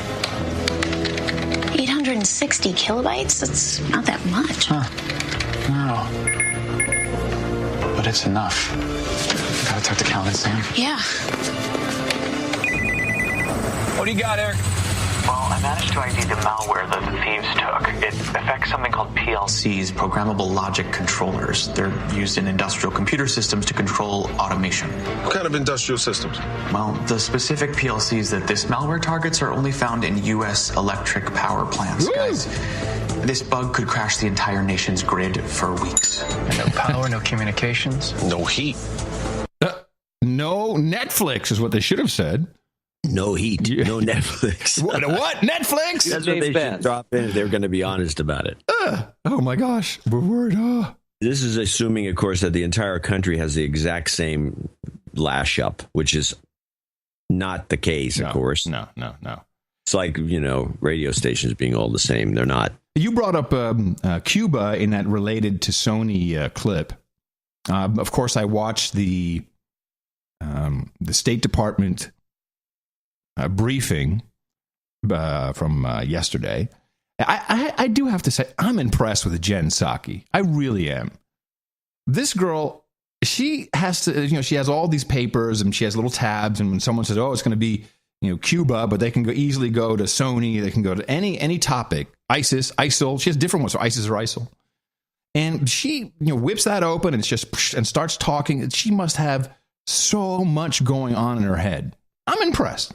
I have to say, I'm not impressed necessarily, but will say that she is one of the slickest that I've seen in that position. Very, very slick. Extremely slick. And she makes Marie look good. Yeah, that looks stupid. Like an amateur. It looks stupid, exactly. Although Marie's trying to get her job. We know that. And so I watched the entire briefing. I've watched report after report after report. And I think what happens, even Matt didn't bring it up. Matthew Lee from AP, our guy, the savior of journalism. Because I think what happens is, particularly journalists, they hear, oh, this, we're going to open the gates, we're going to change something with Cuba, and they're all thinking about, Bay of Pigs and Castro, but no one really looked at, besides the so-called shipment to North Korea, what happened in July. It was just July that the following took place, and I went back to the clip bin and I pulled out a 25-second clip, which has, as far as I know, has not been brought up in any relation to the new deal we are trying to put together with Cuba. Putin and Raul Castro will rubber stamp an unprecedented agreement. Moscow is writing off 90% of Cuba's debt to the USSR. That's $32 billion, astronomical money for a poor country like Cuba. The remaining 10% will be reinvested into social and infrastructure projects on Cuba. The intrigue is what Havana will offer in return. Speculation takes in everything from major oil deals, Cuba potentially has a lot of it but has no money to extract, to rebuilding Soviet military bases on the island. Oh, okay. No one is mentioning the $34 billion gift from Putin. $34 billion. Putin! And military bases and oil. Why bother even bringing it up? Why bother? We have a longish email from a Cuban producer who was born in Cuba, lived in Havana for 8 years. Do you want to I want you to read it in segments as you see fit. I think it's probably a good idea. A little background: he was born in Cuba, lived in Havana for 8 years. He's in his mid-20s now. Came over to the U.S. With his family through the Cuban lottery visa program. But since then, he's gone back a couple of times to visit family. He says, whatever is motivating the U.S. and Cuba to do this now, I'll leave up to you and John. But what I can talk about is my experience living in Cuba for a short time, my family's history, and his visits. Anywhere you look when walking down the streets of Havana, you see people who've been beaten into submission. The police wear military uniforms, carry assault rifles. Say anything bad about the government anywhere but in your own home, and privately you will get a knock on the door and the butt of a rifle across your face, or worse, be imprisoned. Several family members of mine have had their arms broken because they spoke ill of the government. All over the country, you find propaganda spewing lies about the U.S., demonizing Americans. Whatever happens because of the actions Obama has now taken will only increase the propaganda. Billboards telling the Cuban people they've won over the U.S. or the U.S. has been bent under their will. The best thing for the Cuban people is for the government officials who run the country to be gone. While they're still there in power, any aid that goes to that country, every new business that opens up will only line their pockets, leave the people starving. And then he goes into more details about how bad it is. And I'm going to finish it up here. The prostitution, this is, of course, key. We're always interested. Prostitution is abundant and up in your face. I don't see how this is a bad thing. The one club and the one bar I went to were filled with almost 90% hookers, with pimps waiting outside. All young girls who need the money, as jobs in Cuba can hardly pay for anything. The tourists in these clubs were mostly old foreign men taking advantage of the situation. Sounds like Thailand. Just a few notes here. The thought of more tourism just frightens me. More money for the higher-ups in government and more citizens oppressed. In the morning. That is the view. Well, let's play my Cuba clip. I got this one says Cudna Exchange Anomaly, which I think is kind of interesting. Okay. The part is the freeing of Cuba of a U.S. spy of a Cuban nationality who had been held in Cuba for the last 2 decades or so, says the Obama administration. This is one of the highest-ranking intelligence assets the United States had. That is, as much as we know about this person, will presumably stay anonymous for a long time, possibly forever. Alan Gross, his release, that was really the spark that got things going. Yeah, that's pretty cool. Don't talk about the spy. Yeah, nobody mentions the spy, and then we don't even know the spy's name. Eric, who looked at this, and in fact, he saw it mentioned by the government. It's plural. There may be 2 spies. Oh, that's possible. No, but whatever the case is, they can't mention his name. They'll never mention his name. And why was he? Why now would be the question I'd ask, which I believe was answered by the oil. Yeah, the $34 billion gift. We care about Cuba. We just want to get that oil. Yep, quick before Putin gets back. Yeah, before Putin gets They back. like doing this. The guys hosting the Winter Olympics. Hey, let's go screw with Ukraine. We can do it right now. He's not paying attention. This is perfect. We can do it right now. They like doing this. Noodle man, NATO's in, fuck Putin. Ukraine. Ukraine. How cool is that one? That's cute. That's Dave the douche. It's good. I love it. That's right. It's using the cocaine riff. Yeah. Yes. And inserting Ukraine. How clever. So I've got one clip of Obama discussing this. He came out with a long, boring exposition on bringing Cuba back. By the way, I want to mention my take on this. I've always felt this Cuban embargo is crap. And I think by isolating a country like this, it just makes matters worse. And I've always felt this way since it began. It should have ended like 5 years after they started it in the 60s. Right. But anyway, so here's Obama. I just took a little bit of this thing, just kind of give us a feeling for what Obama's talking about when he brings it up. At a time when we are focused on threats from Al-Qaeda to ISIL, a nation that meets our conditions and renounces the use of terrorism should not face this sanction. Third, we are taking steps to increase travel, commerce, and the flow of information to and from Cuba. Ooh, information. This is fundamentally about freedom and openness, and also expresses my belief in the power of people-to-people engagement. With the changes I'm announcing today, it will be easier for Americans to travel to Cuba. And Americans will be able to use American credit and debit cards on the island. Nobody represents America's values better than the American people. And I believe this contact will ultimately do more to empower the Cuban people. Okay, there's some language in there that I think is quite telling. We are connecting our payment systems to Cuba before anybody else can connect their payment systems. That's a big deal. I think that's the biggest part of the whole deal. Well, I think there's a number of things. I think that's one item. I think that's very important. I think another item is the oil. And I think the third item is the carping that has to be going on in the background, because the Canadians have been going back and forth to Cuba, and they're buying up the place. Oh, really? Oh, this has been going on for I don't know how many years. Some Canadian listener could tell me, but they've been going back and forth, and they're buying up the choice land on the beaches for hotels, and they're doing all the stuff that we should be doing, or at least Clinton should be doing, to get some prime real estate. And we're falling way behind. We're going to be playing catch up when we finally start, and I think that's one of the biggest elements is the Canadians. I didn't know about this. Yes, in fact, a lot of people who like to go to Cuba, they go through Toronto. They don't go through Mexico so much because there are better flights out of Toronto to Cuba.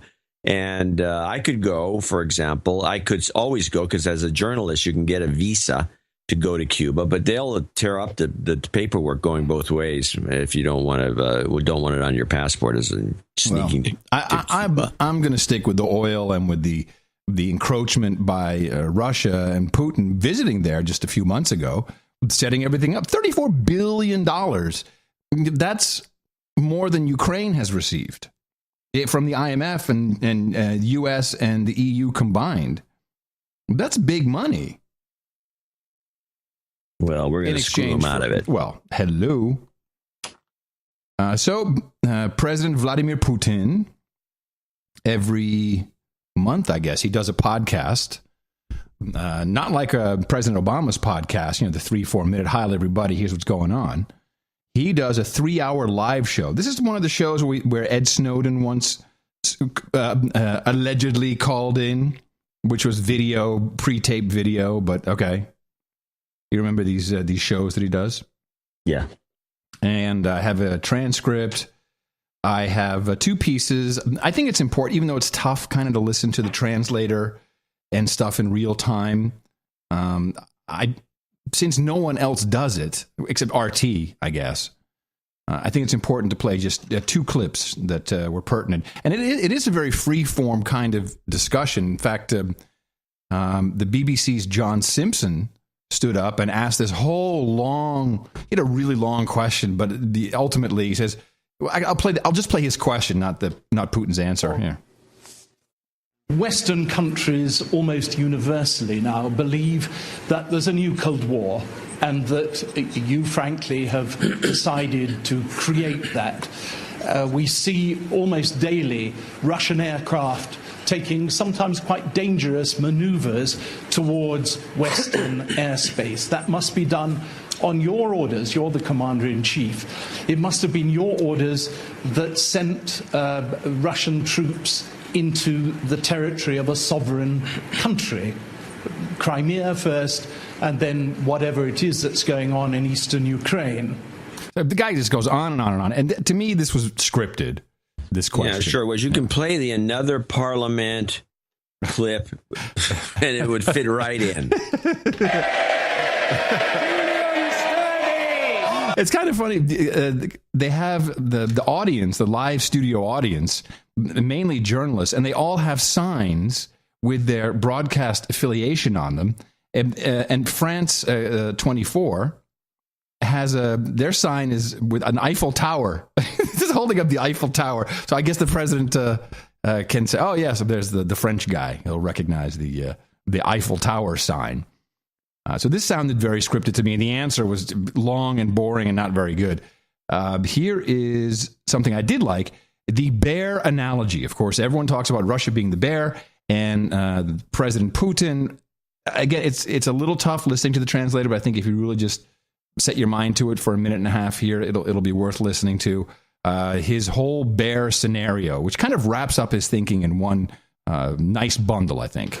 You know, speaking in front of the Valdai Club, I quoted an example, and I mentioned the bear who guards his forest. You know, the thing is that if we go on with such analogies, sometimes, and this thing even comes to my mind, is that probably our bear should just relax and sit quietly and just eat honey. Okay, are you able to follow it now? You into it? Yeah, barely, yeah, but go on. Yes, it's the bear analogy says we just want the bear to sit quietly and eat its honey. Instead of hunting animals. Maybe then they will leave the bear in peace. But no, they will not. What they're trying to do is to chain the bear. And when they manage to chain the bear, they will just take out his fangs and claws. This is how nuclear deterrence is working at the moment. And we could even hear that from officials saying that it is not just that Siberia belongs to Russia. But how can they say that it's unjust?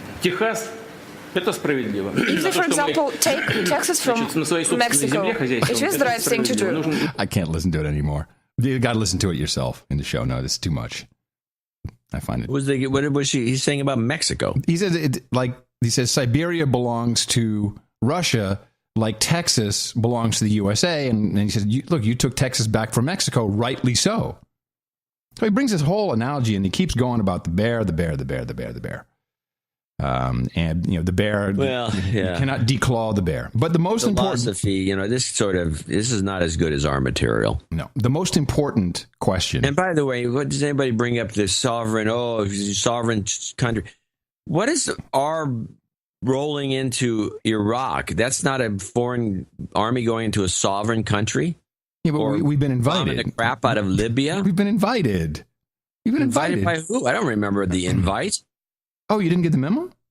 No, I didn't get the memo. Oh, well, we were invited. Iraq, we have a deal, an MOU. We're allowed to help them to send in our advisors and our consultants and our trainers. Yeah, don't you remember we had the new guy come in and the old guy went out, and then we got the go ahead. You mean the guy they hung? Yeah, and just recently the other guy, and they kicked him out too. Yeah, they get kick guys out left and right. Kick guys out. So if they don't go along with our program. It's fine. And you have one piece of entertaining Vladimir Putin. His girlfriend was in the audience. Oh my God. Smoking hot. Huh. She looks 20. She looks 25. She must be if she looks hot. And the president was asked about his love life. Mr. President, do you have any time for the personal life? Well, please pass my cordial welcome to the friends. And there's a shot of her. You know, a friend of mine, a dignitary from Europe, recently told me, you know, do you have love? Do you have love? What do you mean? Asked, do you love someone? Yes, I do. And is there anyone who does love you? Yes, I have. People who love me. I told him, everything is just fine, please don't worry. And I have very good relations with Lyudmila, friendly relations. We see each other regularly. But of course, with my children, everything is fine as well, even though I do not see them as often as I would like. Yeah, it's nice. I would describe her look. She was born in 83. I would describe her look as USC, University of Southern California cheerleader. Is that what she is? No, but that's what she looks like. Yeah, exactly. Yeah, she's got that Southern California cheerleader. She looks like one of those women. There's millions of them down there, and they all look kind of like this. Very pretty. It's just, I'm telling you, what's her name? Alina Kabeva, is that her name? Alina Kabeva. And she was born Alina Maritovna Kabeva. She's a gymnast. What? I think she's a gymnast, is she not? Yeah, or something. Yeah. Oh, my goodness, she's a contortionist. Oh, I dated a contortionist once until she broke it off. Yeah. Hey now, everybody. Oh, where's my in the morning? I can't get an in the morning. What do I have to do here? It crashed. Get a drink. That's part of the crashed system here. In the morning. Trying to get you in the morning. That was good. She is a contortionist. There's a good picture of her on Gym Stars magazine. All bent. Her head is touching the back of her legs. Huh. I saw that once in a San Diego strip bar. Yeah. All righty then. So if you want the entire translation of his show, is in the show notes, 679.noagendanotes.com. And I don't think I had much more on, let me see what else under the F Russia. I'm looking at this website that's showing this woman daily entertainment news. And the first comment, she is with another Adolf Hitler. Oh, of course. This time Adolf Putin is his name. Killing and hurting people that are trying to live and work. He sends in his bullies, the ugliest men to hurt innocent people.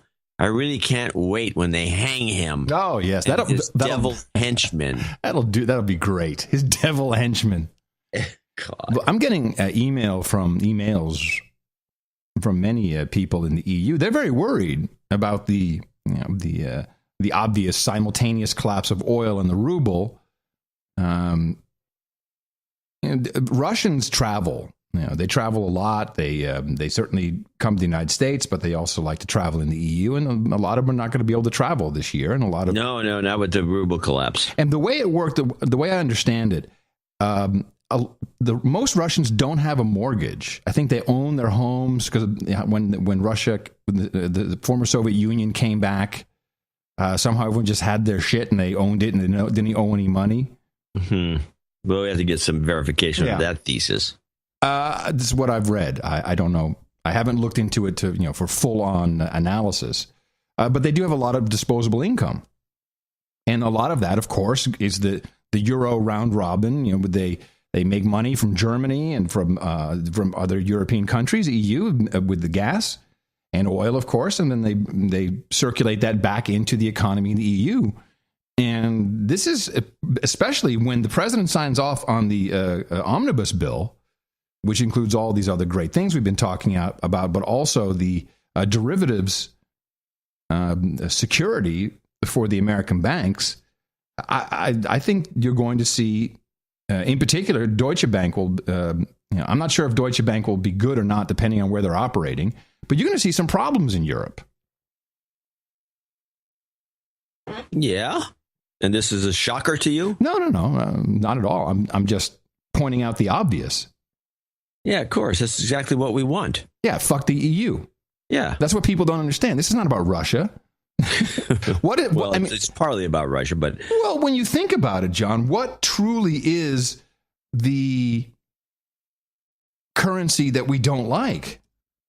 Oh, yeah, we don't like the EU, but I mean the euro, but we don't like we don't also, and the up-and-coming BRIC currency or the SRDs or any of these. We don't like any of this stuff because it ruins our ability to print money. Yes. Because all of a sudden, we are the money. And yes, we are the money. We're the reserve currency. We are the money. In January 2015, the Eurasian Economic Union comes into effect. And I believe that may have something to do with this attack on the ruble. This would bring together, This will bring together, let me see, it's the EAU. It's a political and economic union. 5 member states. We have Belarus, Kazakhstan, Russia, of course, Kyrgyzstan, and is that 5? Yes. And I believe that I'm not sure how it works, and I've only really just learned about this Eurasian Economic Union. I didn't really know, I didn't get any memo. But I think that is of importance that the ruble needs to be as low as possible when this thing kicks off. Does that make any sense to you? No. Okay. You have to explain why it has to be as low as possible when this thing kicks off. Because it's an economic union, and if maybe they're going to do, let me see. I have an article here. Let me read through this for a second. I think from our perspective, it would be better. We our schemers would be better off if the ruble was highest when it kicked off, and then sink it then, because then it would hurt the organization. Having the ruble low may have the opposite effect because it's not going to stay low forever. No. If you look at the charts, you're a chartist, you're a historian, and certainly when it comes to financials, looking at the collapse of oil prices. Did that come just at the same time as the 2008 Great Recession? No. Oil prices went up. It's very recent, this collapse of oil prices. I mean, that's why what's so funny about it, because it's so recent and just so quick. What do you think? I think it's, I don't know. I've been thinking about it. I just haven't come up with a thesis. You're sitting around on a Wednesday night before the show thinking, yeah, I'm scratching my... What can I do? What is the deal with this oil collapse? Because it has a profound impact on all sorts of things. And I think it's a repeat of what we saw a couple of times now, and especially in the 70s when the oil prices collapsed and resulted in putting out of business all the shale oil people. Well, that's definitely going to happen. The frackers out of business. It's going to put a whole bunch of people out of business because they need oil to be in 60, 80. Well, I know they need it typically to be over $80, but I think some of these crazy schemes you need $100 oil and make it work. And this is not going to. So you're not going to be pumping oil out of the ground. It's going to cost you $100 to pump it out, and you can sell it for 40 or 50. I believe it's going to hit, the oil price is going to go down to 40. Personally, really, yeah. I said traditional. It's a traditional price. It's a tradition. It's a tradition, and it'll give everybody. And the American stock market is getting flaky about this because I don't know, but in fact, it will stimulate the economy because people have more disposable income if they don't have to drop $75 in their tank every time they go to the gas station, or 100. We have here in Texas, of course, everything's much cheaper here. Certainly, taxation, etc. We are down $2.11. I saw. That's for what's the premium? Regular. Premium is it's got to be $2.30 still. I think $2.30. That's the deal. Our best premium is about $2.80, which is still good. Still very good. $4. Very good. It was $5 when I left California. Almost $5, if not just over $5 for premium. It was a premium. Yeah, it's Los Angeles, Gypsville. Then, of course, nothing against gypsies when I say that. By the way, absolutely not. Then, of course, we we had this fantastic attack on chocolate in Australia. This was really a phenomenal event.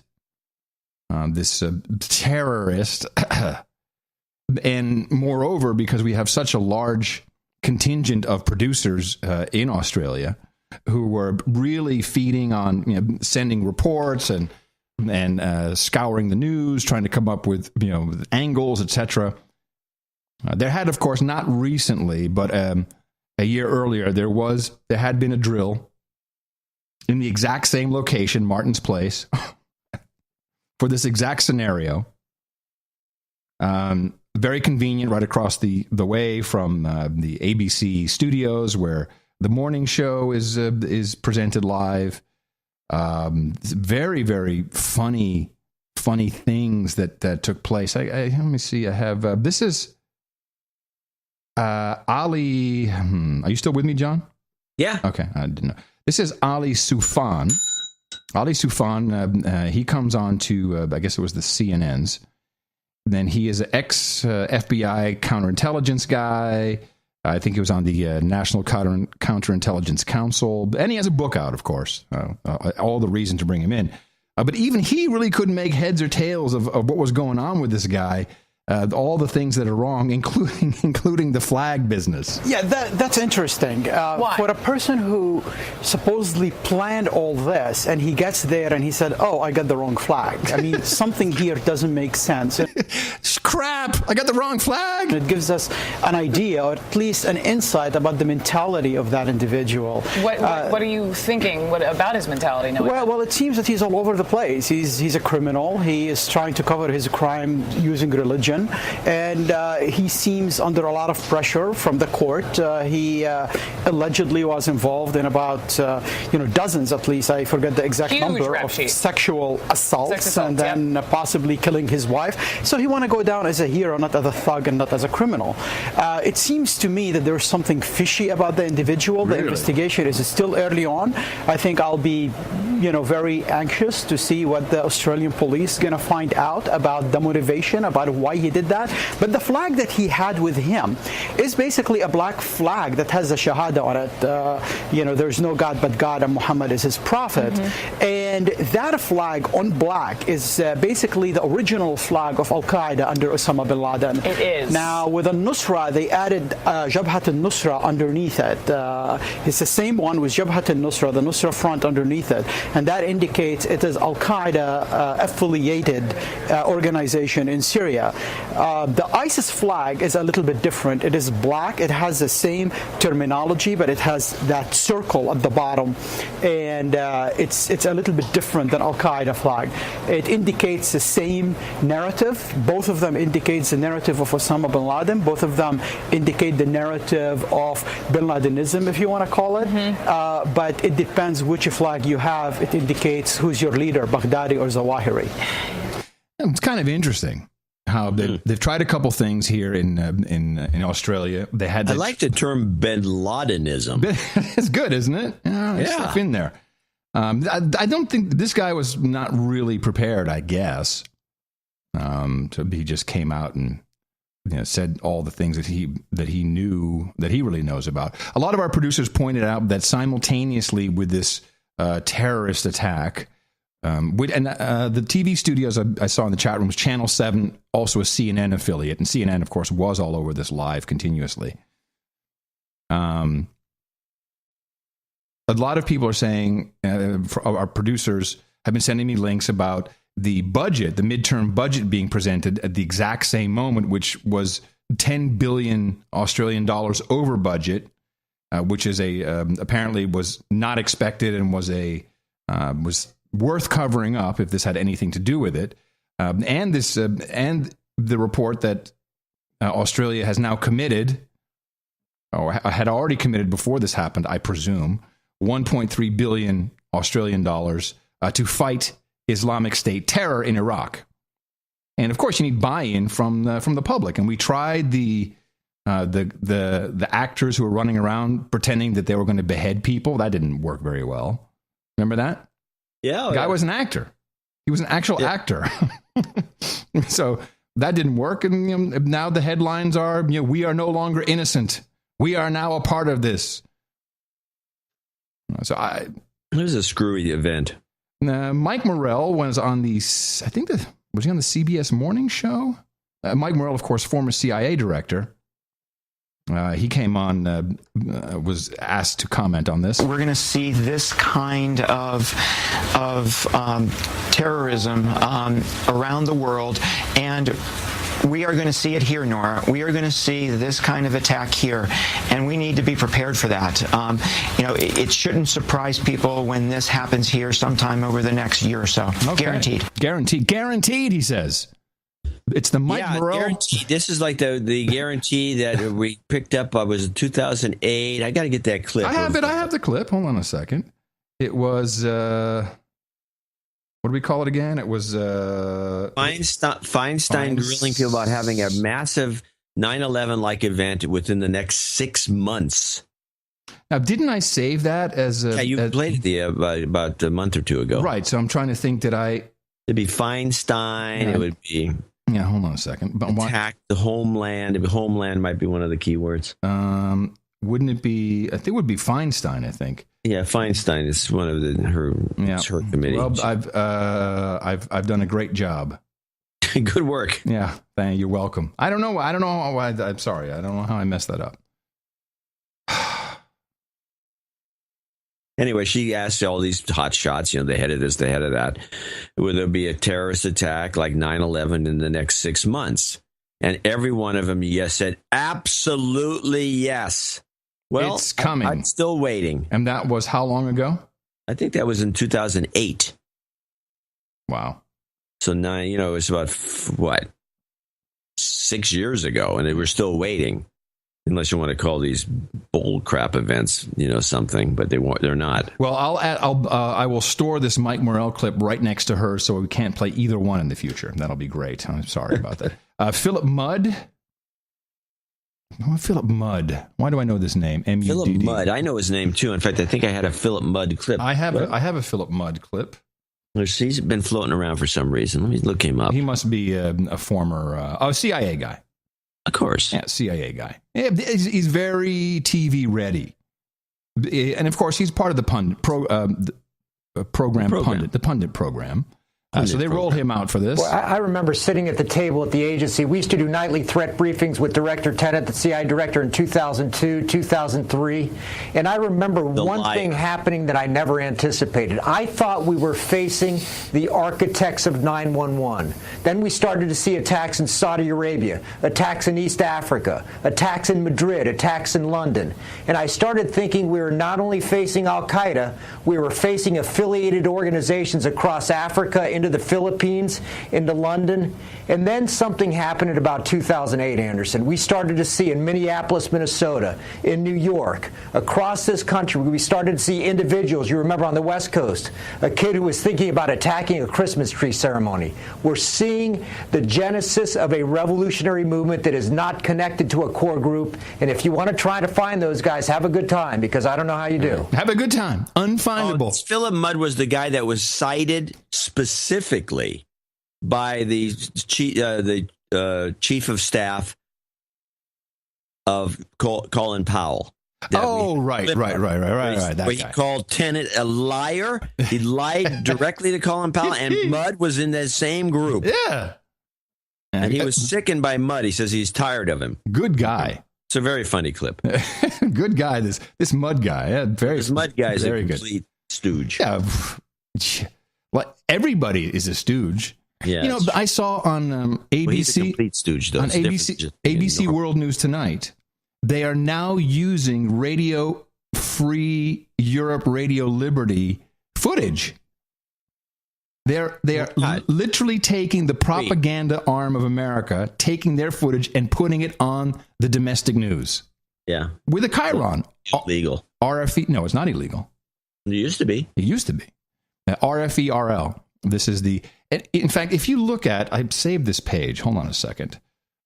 About Cuba, I think it was. Maybe it was about Cuba. Let me see. There was no. I'm sorry. It was about Ukraine. That's what it was.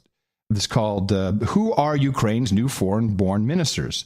So, just to give you the idea of what's going on here, this is Radio Free Europe, Radio Liberty, which I think many people are confused. I think that it's very unclear that this is a United States State Department sponsored, paid for operation. I believe millennials think, oh, this must be like the radical guys. You know, they're fighting for freedom, press freedom, Radio Free Europe, free liberty. And they do this rundown. They say 3 foreigners, Natalie Jaresko, Alvaras Abramovicius, and Alexander Kvitsavili were approved as ministers by Ukraine's parliament on December 2nd. So these are the people that received citizenship overnight. But they don't say that in their article. They just say, hey, you know, this is who they are. This is why they're qualified. This is why they're great for the country. Whereas we look at this news and go, holy crap, we are literally putting our people from the former State Department people into the government. But that's not how this propaganda works. It's fascinating. Great time to be alive. Here's Pooper, Anderson Pooper. This is my last. Before we leave Mud. No, I was going to go back to Mud, but okay. Okay, good. Because I think I'm going to send you the link. I'm going to send it on Skype. Or should I email it? No, you can do it on Skype. Okay, I'll send it on Skype. This is a Mud in 2013 on the Colbert Show, showing apparently he never heard of the Colbert Show, so this makes for nothing but awkward humor. And the guy's just acting like a dick. Did you send it to me yet? No, not yet. I'm going to do that now. You want me to play that? Is that what you're saying? Yeah, I want you to play it, but see what it is. Right. But play your clip first. Oh, okay. But send me that link already. I'm trying to get to this page. It's doing not poorly. easy. This is the guy's name is. Yes, received. That wasn't loud at all. Hold on a second. Let me bring this up. I didn't hear it. Well, might as well just go straight into this. I think it's playing. Here we go. Welcome back, everybody. My guest tonight is an intelligence analyst who's worked at both the CIA and the FBI. It's a 7-minute clip. Should we just see how long it lasts until we're bored? Yeah. All right. That means both of his shoes are phones. Please welcome Philip Mudd. He tries funny, and apparently Mudd's not having any of it. Because Mudd doesn't know how the hell the show works? Yeah, probably. What an idiot. Get up. All right, Philip Mudd, 25 years in the intelligence world. Deputy director of the CIA's Counterterrorist Center from 2003 to 2005, then became the FBI senior intelligence advisor. And you've got a new book here called Take Down Inside the Hunt for Al-Qaeda. That's right. Do we really take down Al-Qaeda, or should it be called Spread Out Inside the Scattering of Al-Qaeda? No, I think if you looked at the adversary we faced 12 years ago, it bears no resemblance to what we see today. The problem is that we don't face an Al-Qaeda group today. We face the remnants of a revolution. A revolution. All right. I'll skim it for later. I don't think it's... I'll take a look at it later, see if I can get a clip out of it. Apparently, he just can't get it that this is a comedy show. He doesn't see the irony. All right, now we're going to this guy, Majid Navas. Majid Navas, I put his wiki page in the show notes here. He is I think he's a liberal Democrat parliamentary candidate for Hampstead and Kilburn, Brit, a founder of Quilliam counter-extremism think tank, himself a former member of the Islamist revolutionary group Hizb ut-Tahrir. So he's the guy. He's a go-to guy. You know, he came over to the good side of history, and reason enough for Anderson Pooper to ask him all about this terror attack in Australia and what should be done about it and what is going on here. And he has a new term. Law enforcement has been saying that this type of lone wolf attack is that the ones that they're most concerned with. Do you believe it's a mistake to call this guy a lone wolf? Yes, I think it is a mistake. I would use the term self-starter, but the reason I think lone wolf doesn't... A self-starter? Was he a salesman? He's going to mention this a couple of times. He's a self-starter. Lone wolf is out. Self-starter is a more appropriate term. But the reason I think lone wolf... A self-starter. Yes, and I think it doesn't necessarily describe the phenomenon correctly to use the term Lone Wolf, what we saw was a metastasization of the phenomenon, and our worst nightmares came true, and ISIL emerged. Because what we're really dealing with here is a fundamental inspiration for Muslims to sympathize with the idea of creating or resurrecting the so-called caliphate and instituting theocracy in Muslim-majority countries.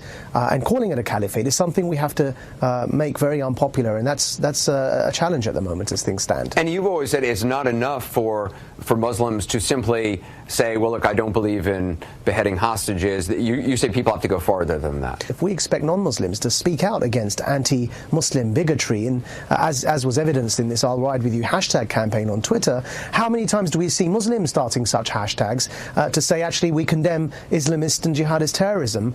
Instead, what we find is many of my co-religionists say, I've got nothing to do with this, why should I condemn it? It's not in my name. But if we have that expectation of non-Muslims to condemn things such as racism, to condemn things such as anti-Muslim hate, likewise, we have to step up to our own responsibilities. This hostage taker, his former attorney, has says that this is a one-off, random individual not acting in concert with anyone. Do you think it's dangerous to kind of say, okay, well, this is a one-off thing? Absolutely. It's very dangerous. I mean, look, we have the school shootings in America as a phenomenon. And again, they aren't one-off. But there is a difference here. And the difference is that in the case of Islamist-inspired self-starters, there's a whole... Islamist-inspired self-starters. Why do you think he's pushing this meme, this self-starter meme? As opposed to Lone Wolf. Yeah. Well, Lone Wolf hasn't really worked, I guess. No one's afraid of the Lone Wolf. Self-starter's not going to work if Lone Wolf didn't work. Because self-starter, it sounds like if you read any want ad for somebody employed, you're looking for a self-starter. They're looking for a terrorist? No, they're looking for some guy who doesn't have to be told what to do every second. Yeah, exactly. So the definition is right, a self-starter. Symbolism, an ideology underneath it that inspires multiple one-offs. And at what stage do these multiple one-offs stop becoming one-offs and we start recognizing that we're dealing with a phenomenon of the atomization of self-starter Islamist terrorists? Yeah, self-starterism? Yes, that goes along with self-starterism? Yes, it's bin Ladenism and self-starterism. Wow. This is good. Show title. Self-starterism. I was thinking, as I heard this clip, I was watching this interview, truly, this is the problem with the industrial technology society. Because it's just like this divorce crap. Because of the speed of information flow. You're really bugged by that divorce thing. I think it's cute. It's not cute because they made me look ugly. I look really stupid. I haven't seen the picture. I'm sure.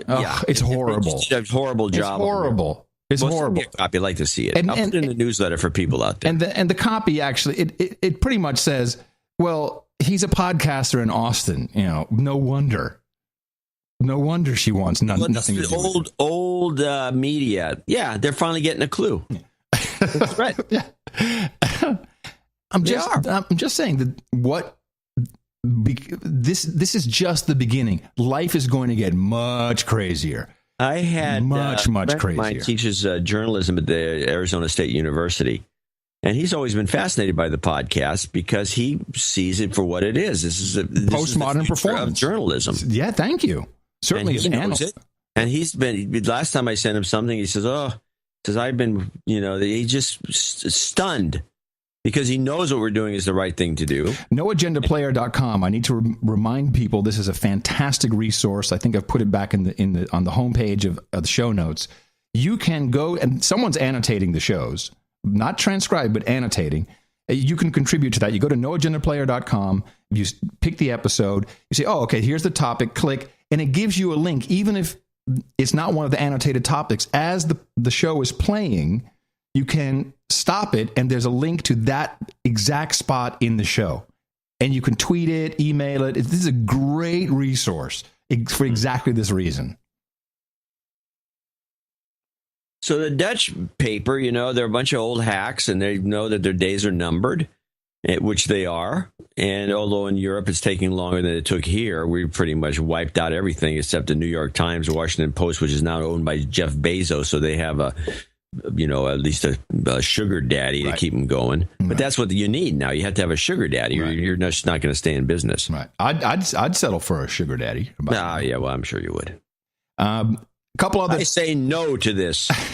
couple other great little articles that were, of course, snowed under by all of this fantastic news from Australia, which really, really helped.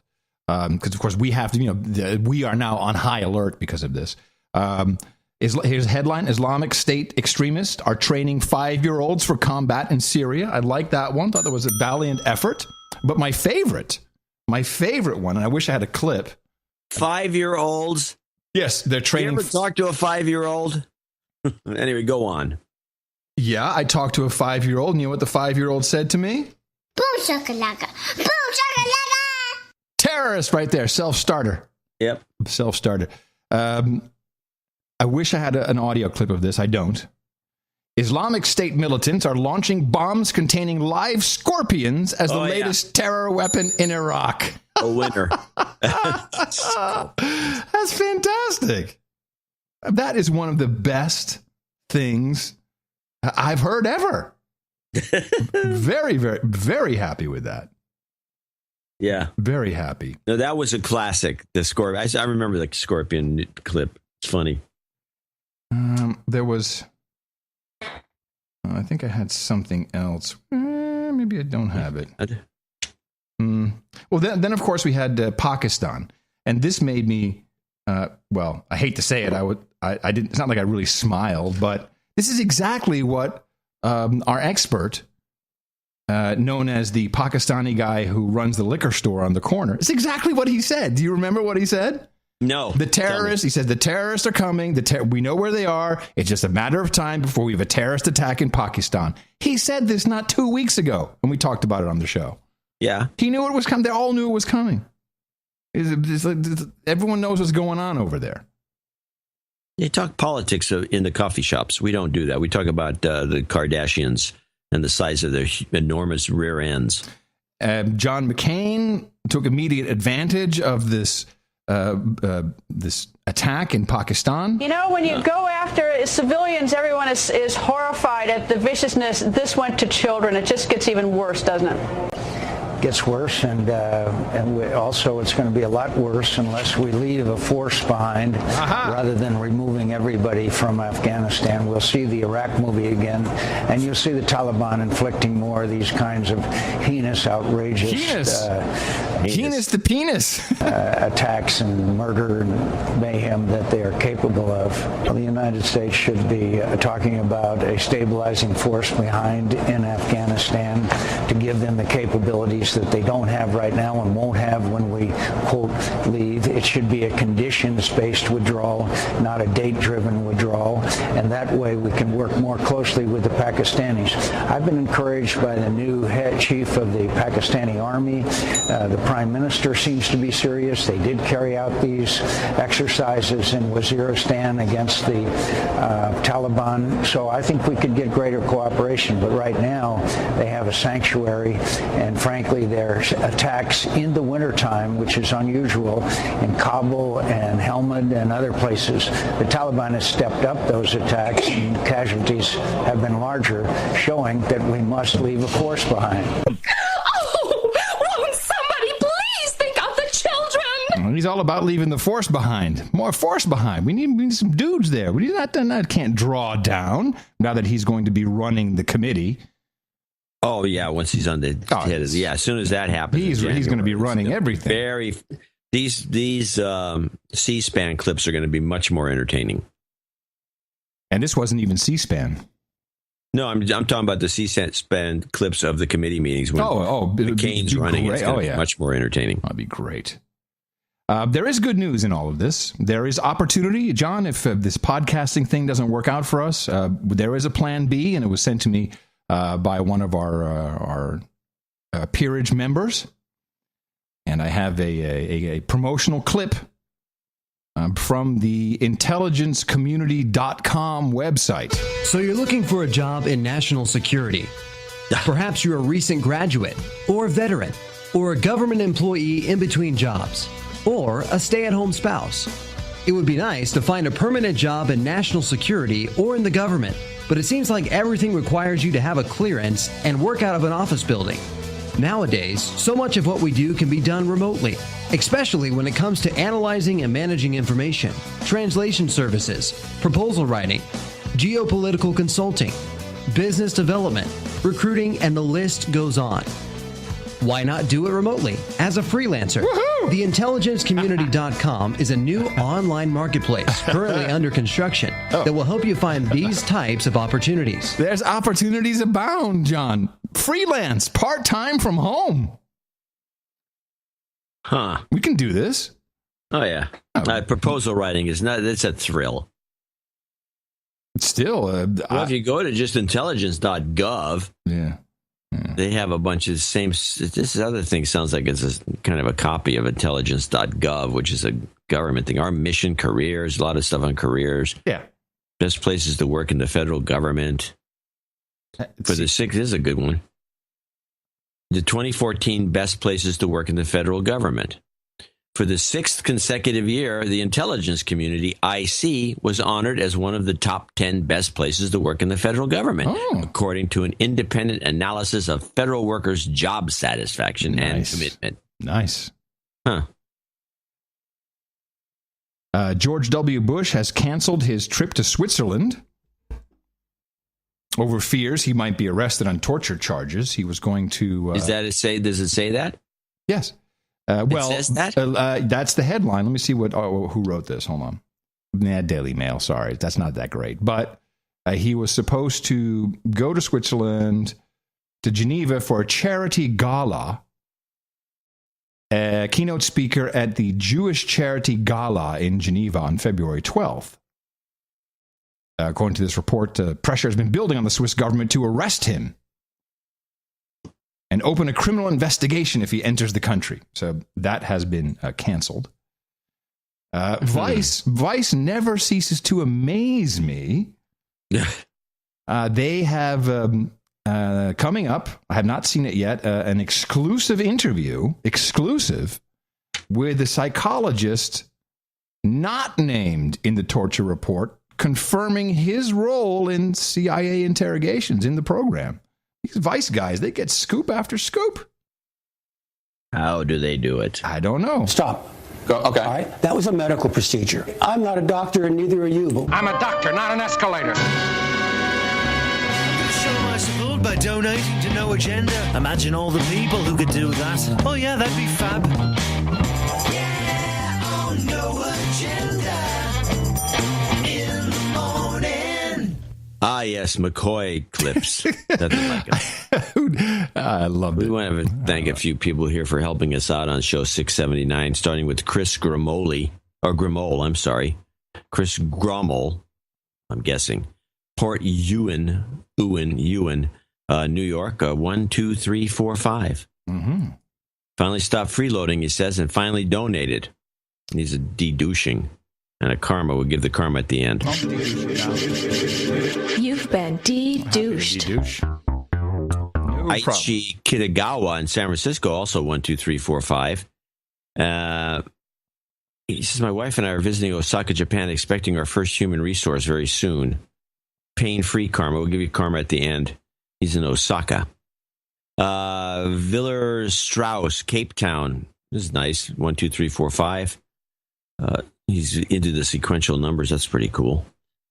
Karma will be at the end. Brandon Stewart, Dallas, Texas, $100. Pedro Villafane, I don't know. Villafane in Sapulpa, Oklahoma, $100.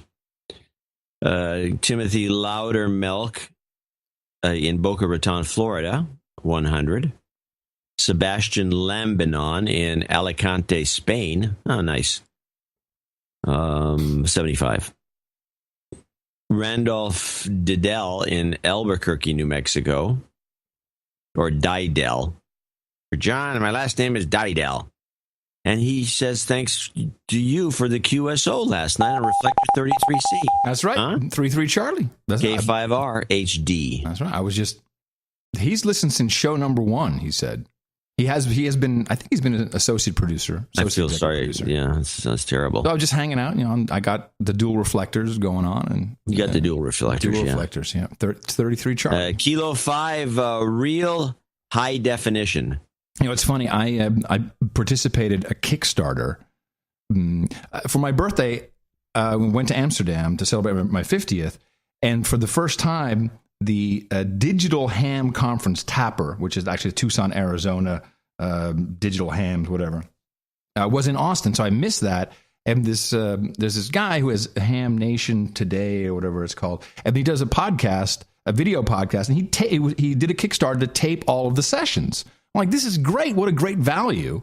And so I gave him whatever one of the levels was.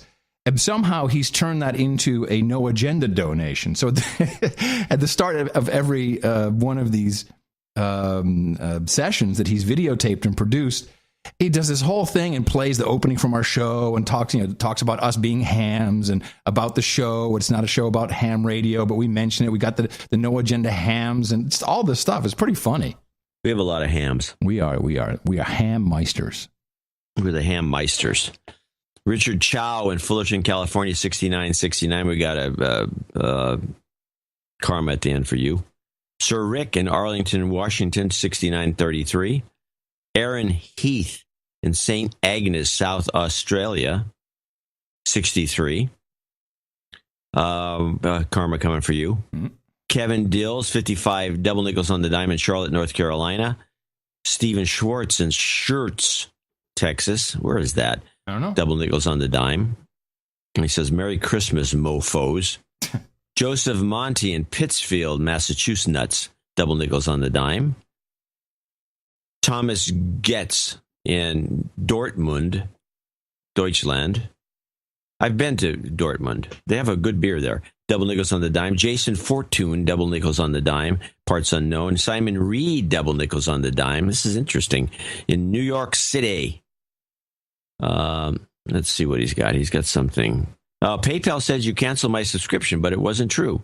So he upgraded to the $33.33 a month subscription and throwing in a double nickels on the dime to help make up for the whatever the losses were there. And because most people don't know this happened, or if they find out about it, it's always like later. It's really one of the strangest things that PayPal does. That is, it makes no sense if you have a subscription to anything and your credit card expires or it gets canceled or anything like that, and perhaps for other reasons we don't know, then you will not be notified. But if you go looking, it will say, "Oh, the No Agenda Show canceled your subscription. Talk to them." Yeah, and believe me, we may be not the smartest apples in the bunch, but we ain't canceling no subscriptions. No, why would we? It makes no sense. I don't like that guy's name. Let's just cancel it. Well, you are the guy who blocks people everywhere. Do you know how many emails I get? Hey, man, I wish John would unblock me already. From email. He's blocked me on email. Well, I guess I can't communicate with him. You can always send a note to Adam. No, John at Curry. It's the same thing. Just send it to John@curry.com. It'll still be blocked. Anonymous in Milton, Ontario. These are all $50 donors. He's donating because you correctly spelled a lot as 2 words in your newsletter. Well, there's any reason to get someone to donate. That's probably the most obscure. A lot. Sir Mitch Bidron in Long Beach, California. And we have him down for a birthday call out. Andrew Haverson in Gravenhurst, Ontario, $50. Dave Evans right there in Austin, Texas. My buddy Dave up on the hill. Dave's always called. Dave travels. He travels a lot for his business. He's in Europe all the time. Yeah, so I'm sure it's keeping him sane and his wife and their lovely son. Michael Gates in Colorado Springs, Colorado. Rosalind Furness in Tunbridge Wells. Tunbridge Wells. Oh, Tunbridge, right? Not Turnbridge. It's a woodworking shop in the UK. Amitav Hajira in Daleville, Virginia. John Camp in Antlers, Oklahoma. Great name for a town. Chris Slewinski in Sherwood Park, Alberta. Isn't that Sir Chris by now? It is Sir Chris. I'm pretty sure. People, put your peerage titles on your donations. Help us out. Yeah, and when you do it through the banks, just put it at the top as a note. There's notes that you can put in that go on each check, and then it would usually reminds us. Stacy St. Amand in Kingston, Ontario. And finally, last but not least, Zachary Stanko in Omaha, Nebraska, home of Warren Buffett. And he sent a note in. Let's see if there's anything he wants us to read. Thanks so much for all you do. The valve provided by the value. The valve. Looks like valve. Provided by the No Agenda Show in helping U.S. cope with the globalists. Total victory is well worth the check for $50 and close my first donation. Oh. And nice. He needs a de-douching because of this being a douchebag. You've been de-douched. Alrighty then. Yeah, you should give everyone a karma. And then this guy actually requests something Mickey would like, even though Mickey's not on the show. What is that? I don't know what she'd like. Oh, just anything that Mickey would like? Yeah.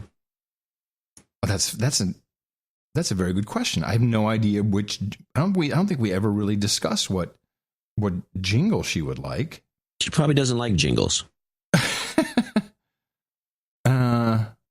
Not everybody likes jingles. No, that's true. I don't know. No, I didn't mean to mention this to buffalo you. Yeah, well, I just play something we much or something that's fine. Anything from Sharpton, I'm sure she gets a kick out of. No, I'd rather play. I'll play something else. All right, and then I'll go into the karma. I'll do a jobs karma because people need that all the time. Ow! ISIS. We will follow them to the gates of hell. ISIS. I feel good. Jobs, jobs, jobs, and jobs. Let's vote for jobs. You've got karma. All right. We need to catalog the songs because everyone says, "Oh, yeah, something Dvorak would pick." I would pick that one. That's an outstanding. Isn't that great? Yeah. Well, we do have a lot of songs. We have a lot of songs. Play the Ukraine one again. I get the biggest kick out of that. I'll play you the long version. He sent me a short version, and I have another one actually. Oh boy! All right, play it. Noodle man, NATO's in, fuck Putin. Ukraine. I love that. That's the shit right there. Ukraine. Eric Clapton on the line. And this was, this is a new one as well, if you want to do a song. This is about, it's from Hugh Allison, about Eric Holder. You got to know Eric Holder. Eric Holder has a secret folder. But he wants to walk away from selling them the guns. He always likes to play the race card. Whenever he is able, there'll be time enough for coming clean. When Barack is done, everyone considered him the coward of the cabinet. God. Hello, everybody. Country Radio bringing it to you right now. Dvorak.org/NA.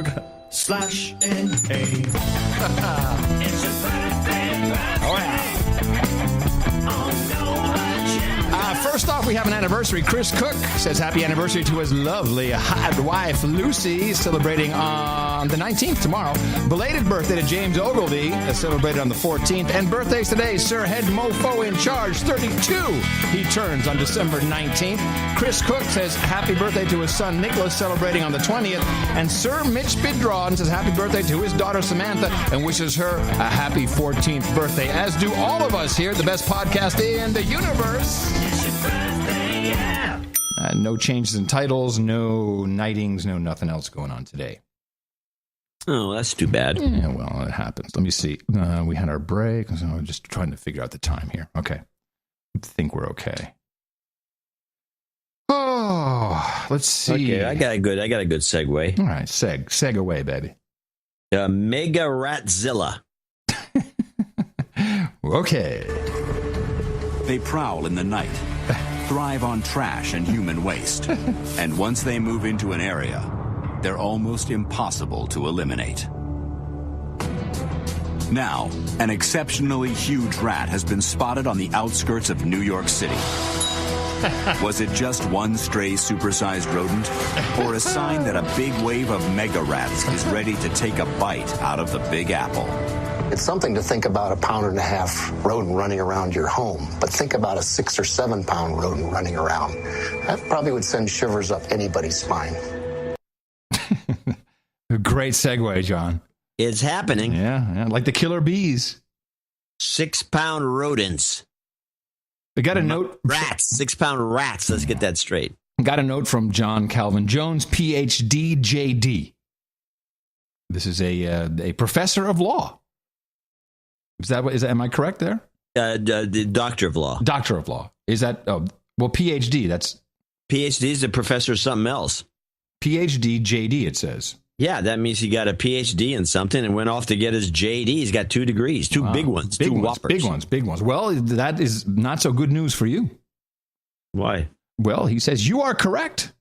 John did not listen to the full implications of the idea of an anonymous vote. I'll skip everything and let's go to the end. So please tell John and the No Agenda producers and listeners that I, a PhD in political science, University of Iowa, 2003, recognize that you, a true and professional legislative analyst, are correct, sir. That is, at least at the subcommittee and committee level, anonymous votes would reduce the influence of corporate control of federal legislation and or reduce the divergence between congressional voting and the public preferences. I think it would make it worse. Do you have a PhD in political science? I do not. Do you have a PhD in English? I don't have a PhD. Who has a PhD in English? Let me ask you a question, you do not. Okay, ask. Ask. I just thought that was nice. You can disagree with the PhD. I mean, it's the University of Iowa. Yeah. Have to. It's by law. Yeah. Let's see. Oh, the native advertising thing you caught on Toys R Us. Yeah, that's spreading everywhere. Walmart has been using it. Everyone's trying to jump. They're like, "Oh, this is great." Here it is. Mystery man pays $50,000 in Walmart layaway bill, and then listen to the story. Nearly 100 patrons of a Pennsylvania Walmart had an early Christmas gift given to them by a mystery man who dropped off a $50,000 check to pay off the store's layaway bills. And notice they don't say of Chick-Shinny, Pennsylvania, on the corner of 1st and Main. It's just a Pennsylvania Walmart. Please. How insulting. Oh, that way. Yeah, that way nobody can check on this story as being bogus. Exactly. And it's all over the place. It's crazy. The Coney. This is strange. Coney? Yeah, Coney. You talking about Coney 2012? Yeah, Coney 2012. Yeah, they should have captured by now because we can do all these. We're a very powerful country. If we wanted to get him, we could get him because we have spy satellites everywhere and the NSA's plugged into everything. So we could track this guy down and grab him as soon as that video came out. You mean that guy? Yeah, and we have 2 Ospreys, the tilt rotor aircraft, 300 advisors and consultants helping track down the Lord's Revolution Army in hiding. Meanwhile, Invisible Children, this is the nonprofit that produced the video. You'll recall the founder of this was a video producer guy, and he more or less raised all this money to create videos and make them go viral. They're shutting down. They're closing down the operation. Didn't work. Well. And we were always skeptical about the viral aspect of it, too. We're announcing today that the Invisible Children you've known is changing. We're downsizing the bulk of our U.S. programs and operations at the end of the year to prioritize our political advocacy and Central Africa programs through 2015. Then they go through some kind of... This is the guy who was running around naked, jumping on cars, which he says it wasn't me. It wasn't me. I was an outer body experience. By mid-2012, they had $26.5 million in revenue, $17 million in net assets. That's incredible. Holy mackerel. Yeah. By mid-2013, Of course, this is when the meltdown happened. The organization had $4.9 million in revenue, less than $6.6 million in assets. And where'd all that money go? Making videos. And apparently a lot of crystal meth or whatever else the guy was on when he freaked out. Yeah, that's a lot of money. Yeah, a lot of money to blow through when you're just a phony operation like that. Yeah. That's what it is. I have a clip here we can play as another segue. Although you won't play the another Parliament clip to its end where they're booing. Why not? How about Breaking Bad TV tour? I thought this was kind of interesting. I had no idea people were this stupid. Nominally successful TV drama Breaking Bad put Albuquerque, New Mexico, firmly on the map. Well, since then, the city has become something of a pilgrimage site for the show's fans. Breaking Bad's success had a positive impact on the local economy, but after 5 seasons and 62 episodes, it's now off air. Well, local government is trying to keep people interested. The series has ended, but the famous RV from Breaking Bad is still alive and kicking. At least a replica of it is.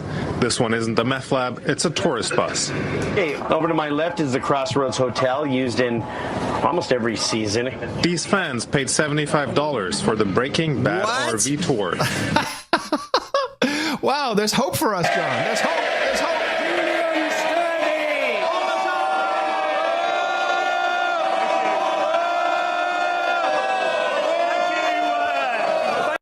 That's how it ends. There's no booing. Yeah, you didn't hear the booing? Not really. There were 3 rounds of booing. Boo, boo, and boo. That's what they were doing. They were booing. I received a document. It's a rude operation, that thing. What thing? The Parliament. Well, fine. Can't they just be quiet and let people speak? No, I like it. I think it's fun. It's entertaining to watch. It's a scripted show. It's not even interesting. I received a document from the Lincoln, Nebraska school system. And, of course, schools have changed dramatically, particularly with what I would call cultural Marxism, but really political correctness and how teachers should be educating our children. And this was sent to me. This is about the gender spectrum, the continuum of sex and gender, and this brings together knowledge of biology, which of course is anatomy, chromosomes, hormones, where I have a little graph here where you have male on the left, female on the right, and intersex in the middle. This is the school document. Gender identity, psychological sense of self, 2, spirit, 3rd, gender, agender. Hey, no agender. Gender expression, sexual orientation. And then there's 12 easy steps on the way to gender inclusiveness. These are I don't know if they're rules or recommendations for the Lincoln, Nebraska school system, but I thought maybe we should discuss a few of them. I think this is a great idea. Number 1, avoid asking kids to line up as boys or girls or separating them by gender. Instead, use things like odd and even birth date, or which would you choose? Skateboards or bikes, milk or juice, dogs or cats, summer or winter, talking or listening. Invite students to come up with choices themselves. Consider using tools like the appointment schedule to form pairs or groups. Always ask yourself, will this configuration create a gendered space? What? Yeah. The teachers must always ask themselves, will this configuration create a gendered space? What does that mean? I don't know. Gender space. Gendered space. That's what I said, gender. No, it's gendered with ED at the end. Gendered. Yes, gendered space. Oh, gendered space. Yeah. Will this create a gendered space? Meaning, will this create, what does that mean? I don't know. I'm looking, there's no definitions. I do see at the bottom of this, they have a gingerbread man. And it's called the genderbread person. Fuck me. A genderbread man? And it's called the genderbread person. Genderbread, not gingerbread. It's a gingerbread cookie, but they call it the genderbread person. You have to see it. Never mind. Genderbread? Let me move on. B-R-E-D or B-R-E-A-D? bread. So gendered bread. No, genderbread. It makes no sense. What is this? What are they trying to do? Well, let's go to number 2 on the list while we're at it. Don't use phrases such as boys and girls, you guys, ladies and gentlemen, and similarly gendered expression to get kids' attention. Instead, say things like calling all readers, or hey campers, or could all of the athletes come here? Who in a classroom says ladies and gentlemen? I like hey campers. Hey campers. Create classroom names, then ask all of the purple penguins to meet at the rug. What? This is a joke. No. Something from The Onion. No, Hello. No, it's not The Onion. I'm sorry, man. This is real. No. Yes. No. Yes. No. Okay. It can't be. It's real. Yes. This is very real. I like, why don't you say, hey, slaves? That would be better. That would work. I think that's the way to go. Hey, slaves. Hello, slaves. Number 3. Provide an opportunity for every student to identify a preferred name or pronoun. At the beginning of the year or at a back-to-school night, invite students and parents to let you know if they have a preferred name and or pronoun by which they wish to be referred. Hey, you? What would the preferred pronoun my name's be? Sue? I mean, I'm not sure what this I'm trying to get people to do. I don't know. Let us go to number 4 on the list. Have visual images reinforcing gender inclusion. Pictures of people who don't fit gender norms. Signs that strike out. Sayings like all boys or all girls or all genders welcome. All genders welcome. Yeah. When you find it necessary, this is number 5. When you find it necessary to reference gender, say boy, girl, both, or neither. Neither? Or neither. When boy, asked, girl, both, or neither. So you can say, so what do you want to be called? Both. Yeah. But then what do you call somebody? Hey, both, get over here. I mean, what do you call it? You know, okay. When asked why, use this as a teachable moment. Emphasize to students that your classroom recognizes and celebrates the gender diversity of all students. You celebrate. That's right. 6. You like this? You want to do some more? It's only 12. I was reading them all. It's just disgusting as hell. Point out and inquire no wonder the country's going downhill. Mm-hmm. Oh, yeah. Point out and inquire when you hear others referencing gender in a binary manner. Ooh. This is like for 5th graders, or is this for college students? Who is this for? So 5th graders, you're a 5th grader. Oh no, you can't use the word girl. You can't use she. No good. Don't use it. Stop it. No, I think it could even be for 3rd graders, I think. Well, maybe it is. Can you imagine these kids by the time they're in high school, if they actually stick to this kind of philosophy? Insufferable. When someone references gender in a binary manner, ask things like, that is interesting. Can you say more about that? Or, what makes you say that? I think of it a little differently. Provide counter-narratives that challenge students to think more expansively about their notions of gender. This is fantastic. 7. Look for examples in the media that reinforce gender stereotypes or binary models of gender. It won't be hard. They're everywhere. When with others, call it out and interrogate it. How about, hey, that Miss America pageant? What the fuck? 8. Be intolerant of openly hostile attitudes or references towards others every time you hear or observe them. But also use these as teachable moments. Take the opportunity. A lot of teachable moments. Take the opportunity to push the individual on their statements about gender. Being punitive may stop the behavior, at least in your presence. Being instructive may stop it entirely. Woo! 3 more. 9. Teach children specific language that empowers them to be proud of who they are or to defend others who are being mistreated. Such as, please respect my privacy. Or, You may think that, but I don't. Or, you may not like it, but I do. Or, hey, they're called private parts for a reason. Oh, man. What? They're called private parts for a reason. In other words, it's private what I am or how I identify. On the gender. Yeah, when I was a kid, they had the big, where you go to PE and then you have a shower. Yeah. And it'd be just a big open shower, a bunch of naked kids roaming around. Guess you can't do that anymore. I don't know. It doesn't say anything about that. Help students recognize all or nothing language by helping them understand the difference between patterns and rules. Teach them phrases like, that may be true for some people, but not all people, or frequently, but not always, or more common and less common. Avoid using normal to define any behaviors. Oh, you can't be normal. No. It can be something. Well, that may be true for some people, but not all people. Frequently, but not always. Share personal anecdotes from your own life that reflect gender inclusiveness. Even better, share examples when you were not gender inclusive in your thinking, words, or behaviors, what you learned as a result, and what you will do differently next time. I'm sorry, I was gender exclusive.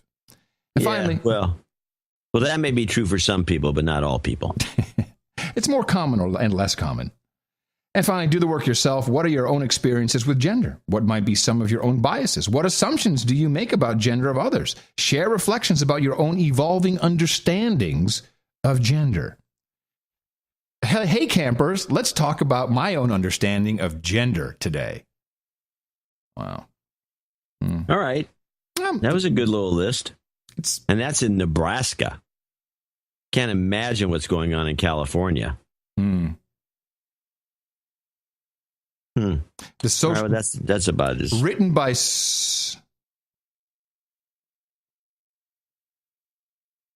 Ms. Bill Williams. I hope it wasn't duped. I think that's real. Who refers to, doesn't use pronouns, or he chooses his own pronoun, and he chooses, or she gotta love it. Chooses it. Yeah, you gotta love it. That's pretty insulting. Yeah, but that's what it said. Mm-hmm. All right, what else you got, boy? How we doing here in time? No, you can't. Didn't I have one more clip?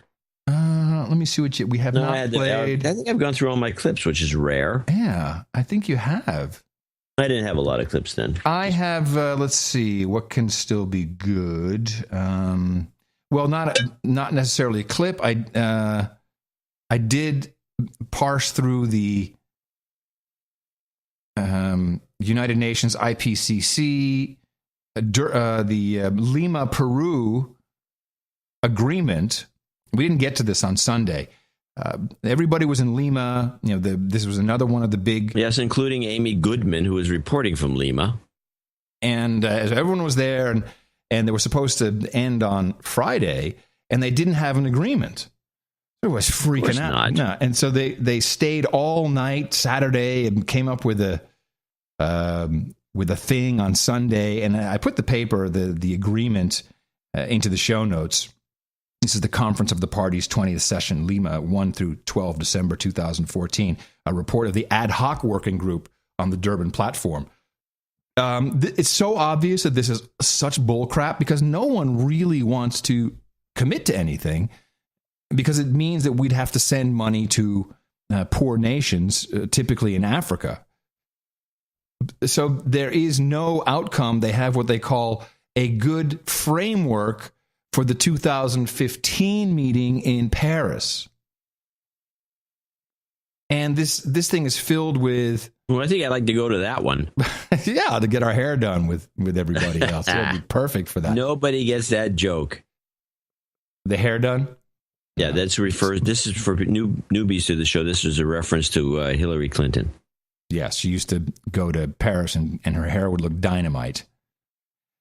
So the whole document is filled with reiterating, recalling, affirming, noting, our favorite, underscoring, urging, acknowledging. There's pretty much nowhere in there that really agrees. Oh, yes, agrees that each party's intended nationally determined contribution towards achieving the objective of the convention as set out in its Article 2 will represent a progression beyond the current undertaking of that party, which I think means we all promise to do better.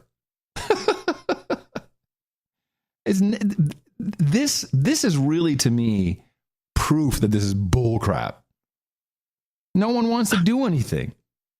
Well, they don't. They talk a big game. They really, really, really don't want to do anything.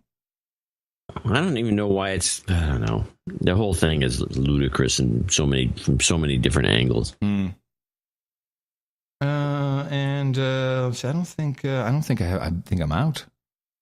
Okay, well that's good. We can end the show. It doesn't mean we have to just stretch forever. Well, I have two things. You tell me if you're interested in it. One is Matt and Jen talking about Turkey's NATO membership. Now that they are, friends with Russia, want to join the Shanghai Cooperative Organization. A little back and forth from Jen and Matt. I love this. This is the show. This is this is Jen. This is not Marie. No, it's not Matt. We don't. Yeah, it's the Matt and Marie show, but Marie is no longer in the show. One of the prerequisites for being a member of NATO, or at least a member in good standing in NATO, is to be a democracy. Are you concerned at all this backsliding that you're seeing in Turkey that you've expressed concern about might hurt Turkey's standing in NATO as a good, solid member? No. So in other words, they can go around and detain as many journalists and cops as they want. I love how he sets her up.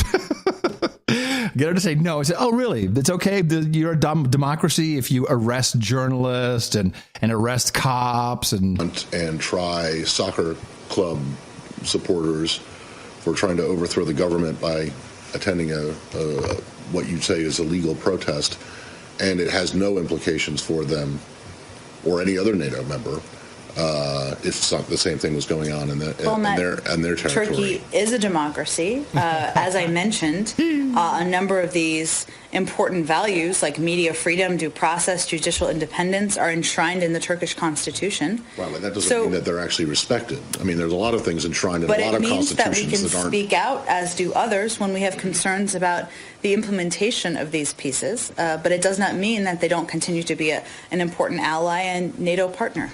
There you go. It's not a problem. Interesting. Yeah. All right. I think we should end the show today for this particular episode. It's going to be very interesting to see what happens for the next program, which will be 380. That'll be on Sunday, and I may have more info from the back channel, the New York channel with North Korea through Don. I think that will be very entertaining and very interesting and probably incredibly unique compared to what everyone else is doing, which is just running around waving their hands in the air and yelling. We, however, will not succumb to any threats from North Korea. Ever. Because we are the best podcast in the universe. This is true. Thank you very much. Thank you very much, everybody. Thank you for your courage, John. Coming to you from FEMA Region 6. In the morning, everybody. I'm Adam Curry. And from northern Silicon Valley, where all the news is obscured by this North Korean bullcrap, I'm John C. Dvorak. We'll be back on Sunday with more analysis, deconstruction, where the show is the product, not you. We'll do it right here on No Agenda. Remember us at Dvorak.org/NA.